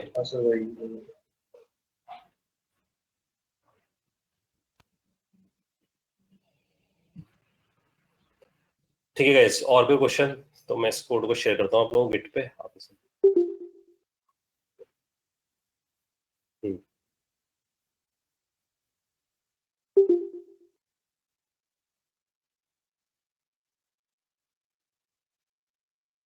ये मेरे को बिना इशू दिख रहा, पता चलेगा नहीं कि क्यों नहीं हो रहा। बहुत सारे रीजन हो सकते हैं इसके पीछे।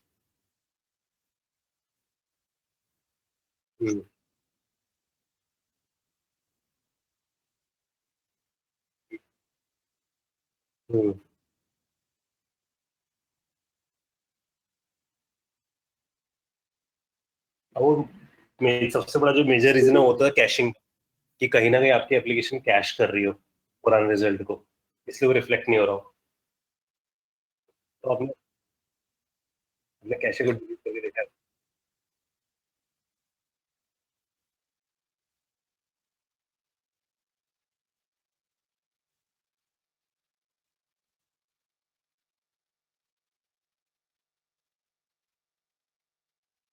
अब आपने जिस सर्वर डिप्लॉय किया उसकी टाइम स्टैम्प चेक करके आ जाओ, जहां पर आपने डिप्लॉय किया वो डिप्लॉय हुआ भी या नहीं हुआ, जो फाइलें पड़ी हैं, क्योंकि अगर डिप्लॉय हो गए तो ऑब्वियसली बात है दिखेंगे चेंजेस।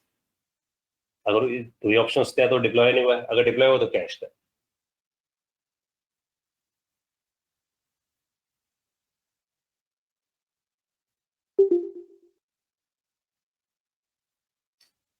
कॉम्पोनेंट्स ही बना रहे हो ना व्यू के अंदर, कॉम्पोनेंट्स बना रहे हो तो बिल्ड करके कॉम्पोनेंट्स आ जाते हैं। तभी कह रहा हूँ आप सबसे पहले जो डिस्क फाइल बनी है उसकी टाइम स्टैम्प चेक करके आओ जहां पर आपने डिप्लॉय किया है, और फिर कैशे चेक करके आओ उसका। और जहां से आप डिप्लॉय कर रहे हो जिस मशीन पे, एक बार उसका वेब पैक पे देख लो कि वो सही डिप्लॉय हो भी रही है नहीं हो रही है, मतलब बिल्ड आपकी सही बन भी रही है नहीं बन रही है, उसे क्रॉस वेरीफाई कर लो पहले किसी लोकल मशीन पे।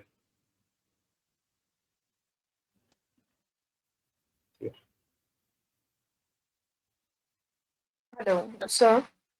हाँ जी, सर जैसे मतलब करंटली हमारा 4th ईयर स्टार्ट हो गया है, तो इस टाइम पे मतलब क्या अप्रोच होनी चाहिए कि कितना जैसे चीज़ों को टाइम लेना, बिकॉज प्लेसमेंट्स भी अभी आ ही जाएंगे कुछ टाइम में, तो जैसे डेवलपमेंट की तरफ या फिर अपना जो प्लेसमेंट्स की टिपिकल जैसे एप्टीट्यूड प्रिपरेशन होती है या फिर मतलब कोडिंग वाली चीज़ होती है, तो मतलब इस टाइम पे कितना किसको ज़्यादा करना चाहिए अगर एक देखो 1.5 महीने प्लेसमेंट्स? अच्छा सिर्फ 1-1.5 महीना बचा है, तो मेरे हिसाब से एक प्रेफरेंस तो आपका डेटा स्ट्रक्चर पे रहनी चाहिए, क्योंकि वो प्रॉब्लम स्टेटमेंट्स आनी है, क्योंकि कोडिंग राउंड आपके उसी के होंगे डेटा स्ट्रक्चर एल्गोरिथम के। और अगर कोई भी Tier 1 या Tier 2 कंपनीज आ रही हैं तो उसके लिए आपको इस चाहिए होगा।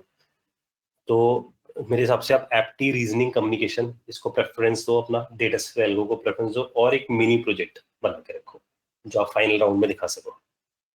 ठीक है, तो 3 राउंड होने हर जगह, जो मैंने शायद पहले बताया था आप लोगों को कि एप्टी रीजनिंग और कम्युनिकेशन तो चाहिए ही चाहिए, शुरुआत में इससे बाहर होते हैं स्टूडेंट बहुत सारे। फिर डीएस एंड एल्गोरिथम चाहिए, ये तो आजकल हर जगह चाहिए, समझ लो।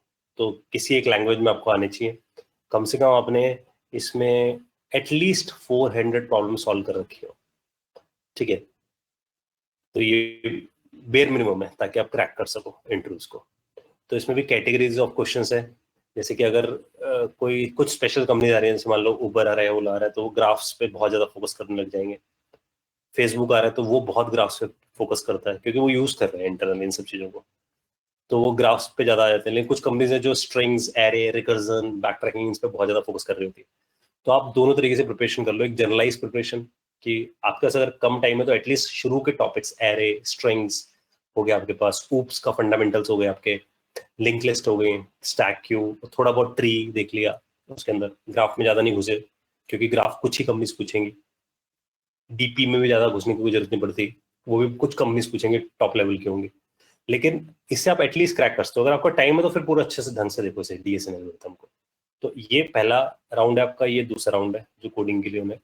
जब आपका फेस टू फेस राउंड होता है तभी आप, तो मैं बोल रहा हूँ जो भी फेस टू फेस राउंड है उसी में जाकर आप शोकेस कर सकते हो अपने प्रोजेक्ट्स को, तो वहाँ ही एज है। तो ऐसे आप ऐसा सोच सकते हो कि अगर मान लो कॉलेज में 400 स्टूडेंट्स हैं, उसमें से 200 सिर्फ एप्टी रीजनिंग क्लियर करते हैं, 200 रह जाते हैं, तो 200 बच्चों ने क्रैक किया, और इसमें से मान लो 100 बच्चे यहाँ तक पहुंच गए हैं जिन्होंने डीएसएल को क्रैक कर लिया है, तो अब आपका कॉम्पिटिशन 100 से होगा फाइनल राउंड में सपोज। तो अगर आपको कॉम्पिटिशन 100 स्टूडेंट्स के साथ है तो आपको डिस्टिंग्विश करेगा सिर्फ प्रोजेक्ट, क्योंकि जब ये फेस टू फेस राउंड होता है तो क्या करते हैं, जो अपने एल्गो यहाँ लिखे हैं उन एल्गोस को ये आपके सामने ओपन करते हैं, पूछते हैं अप्रोचेस कि आपने अप्रोच क्या फॉलो किया था उस मूवमेंट पे। और अगर आपके पास कोई प्रोजेक्ट है तो वो एज है, क्योंकि आपके पास हैंड्स ऑन एक्सपीरियंस है किसी चीज का, या इंटर्नशिप है वो भी हैंड्स ऑन एक्सपीरियंस है। तो अब इन 100 में से अगर लेट से इन्हें फिल्टर आउट करने सिर्फ 20 बच्चे लेके जाने हैं, तो उस 20 को डिस्टिंग्विश करते हैं तो वो ये तो चेक करेंगे कि उसका कम्युनिकेशन कितना अच्छा है, लॉजिक कितना अच्छा है, और प्रोजेक्ट हैंडलिंग उससे आती है नहीं आती। तो तीनों इंपॉर्टेंट है, तो आप उसको थोड़ा टाइम हर एक के लिए दो। लेकिन मैं राउंड वाइज बता दिया कि पहला राउंड ये होगा, दूसरा राउंड ये होगा, तीसरे में आपके पास ये प्रोजेक्ट चाहिए होंगे आपको डिस्टिंग्विश करने के लिए। सर मतलब ठीक है, कि तो मतलब करना ही पड़ेगा एफटीओडीएस, और डेवलपमेंट को भी टाइम देना है, क्योंकि डेवलपमेंट करेंगे तो उसी में प्रोजेक्ट कुछ बनेगा मतलब। और अभी तो देखो सबसे प्रॉब्लम ये भी है कि कोरोना वाला टाइम है, कंपनीज को इतनी बड़ी फंडिंग नहीं है कि वो जाकर, पहले क्या करते थे, पहले ये रूटीन चल रहा था। अगर आप देखोगे तो गूगल पे बात बहुत भरी पड़ी है वाली कि आजकल जो कंपनीज पहले हायर करके लेके आती थी एप्टी रीजनिंग डेटा सेल को ले आती थी, फिर ट्रेनिंग देती थी डेडिकेटेड 4-5 महीने की। कोरोना की वजह से इंडस्ट्री बहुत नीचे गिर गई, तो कंपनीज के पास अब चाहिए कि उन्हें फ्रेशर मिल जाए लेकिन वो ट्रेंड रिसोर्स हो, मतलब उसको है ना ज्यादा स्किल ना करना पड़े बिठाकर, कि मुझे 6 महीने बिठा के नहीं खिला सकते, तो उन्हें they want a skilled resource. अब स्किल्ड रिसोर्स कैसे पता लगेगा, जब किसी ने किसी एक लैंग्वेज में काम कर रखा होगा। अब सपोज ऐसा समझना है कि आपने मर्न पे काम कर रखा है फॉर एग्जांपल, और कंपनी में सपोज आप जावा पे जाने वाले हो, तो एक्सपीरियंस वेब पे है ना, एक प्रोजेक्ट एक्सपीरियंस भी है, तो बहुत सारी चीजें कैच करनी जल्दी इजी रहती है ऐसे बंदे के लिए। या आपको मोबाइल पे डिप्लॉय करना चाहते हैं तो उनके लिए एक प्लस होगा कि ये बंदा प्रोजेक्ट करा हुआ है, तो इसको डिप्लॉय करना, इसको अंडरस्टैंडिंग देना चीजों की ज्यादा इजी होगा रिलेटिवली टू किसी और बंदे की। जैसे सपोज मान लो आप मर्न करके मैं आपको फ्लटर पे डाल देता हूँ, तो फ्लटर भी फंक्शनल प्रोग्रामिंग है, फ्लटर भी एसिंग है, तो एटलीस्ट मुझे ये सब तो नहीं बताना पड़ा ना, वो जल्दी समझ गया। वहाँ यहाँ पर भी एरो, वहाँ पर भी फैट एरो फंक्शंस है, तो और जल्दी समझ गया, तो चीजें बहुत जल्दी पिक कर जाता है स्टूडेंट। इसलिए वो आजकल जो टाइम चाहिए दैट इज कि उसे कुछ हैंड होल्डिंग होनी चाहिए इस चीज पे। तो आप टारगेट जरूर करो कि एटलीस्ट आप एक प्रोजेक्ट बनाओगे जिसे आप कहीं ना कहीं पब्लिश करो, यानी गिट पे आपका सोर्स कोड पढ़ाओ और AWS से हरूकू पे आपने उसे डाल रखा हो। तो आप दिन के ऐसे डिवाइड करो कुछ टाइम कि आप सुबह के किसी टाइम पे 2 घंटे इसके लिए लगाओ एप्टी रीजनिंग की स्टडी करने के, है ना। ऐसे ही 2 घंटे इसके लगाओ, तो 2 से 3 घंटे बोलूं क्योंकि इसके लिए ज्यादा टाइम लगता है क्योंकि आप एल्गो सॉल्व कर रहे हो। ऐसे ही 2 से 3 घंटे यहाँ लगाओ, या डेज डिवाइड कर लो, इस डे में जैसे ऐसा करो। मतलब मेरी एक इंटर्नशिप चल रही थी, तो उसमें उन्होंने क्या बोला था कि जैसे अमेजोन है ना, मतलब जैसे फ्लिपकार्ट और अमेजोन है, उसका बिल्कुल फ्रंट एंड का क्लोन करना है। तो जैसे काम कर रही थी, तो सर मतलब मेरे को ये चीज नहीं समझ में आ रही कि मतलब उसमें अब टाइम तो लगता ही है क्योंकि उसमें बहुत चीजें हैं, मतलब सेक्शंस कितनी सारी है, तो मतलब मुझे इतना टाइम उसको देना चाहिए अभी, मतलब एक्सपीरियंस तो उसका अच्छा है क्योंकि मतलब वो अब मतलब अब मेरे रिज्यूमे में हाईलाइट होगा तो शायद वो अच्छी चीज है, चाहे फ्रंट एंड है बैक एंड है, अभी बैक एंड में भी शायद काम करना पड़ जाए आगे, तो मतलब सर मतलब मेरे को इस टाइम पे उसको मतलब प्रेफरेंस देनी चाहिए। जैसे अगर अगर सपोज ऐसा है कि आज से 1.5 महीने बाद आप के कॉलेज में इंटरव्यू शुरू होने वाले हैं, तो बोलूंगा अभी राइट टाइम बचा ही नहीं इंटर्नशिप करने का, क्योंकि इंटर्नशिप तो तभी की करनी चाहिए जब आपके पास काफी टाइम है, या आप ऑलरेडी प्रिपेयर्ड हो इन सब चीजों के लिए, यानी कि आपने एप्टी रीजनिंग कम्युनिकेशन पिछले 4 या 5 महीने से पढ़ रहे हो। तो जनरली बच्चे ऐसे करते हैं, पिछले 4-5 महीने पहले ही शुरू हो जाते हैं। जैसे मेरे पास कुछ डेटा से लोगों के बच्चे उन्होंने पहले ही 3-4 महीने पहले ही पढ़ लिया इसको, अब उनके पास टाइम है, वो कुछ और चीजें भी कर सकते हैं। तो अगर आपके पास ये केस है कि आपने पहले सब कुछ पढ़ रखा था, अब सिर्फ ब्रशअप करना है, तो आप इंटर्नशिप करो।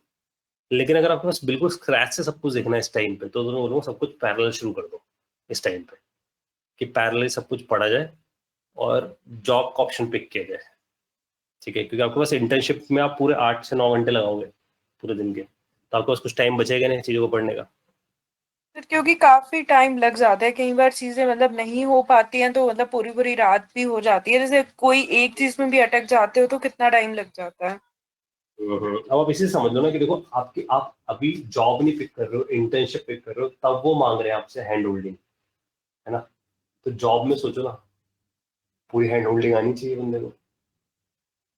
मतलब इस टाइम पे प्रेफरेंस तो मतलब मेरे को उसको देनी चाहिए ना।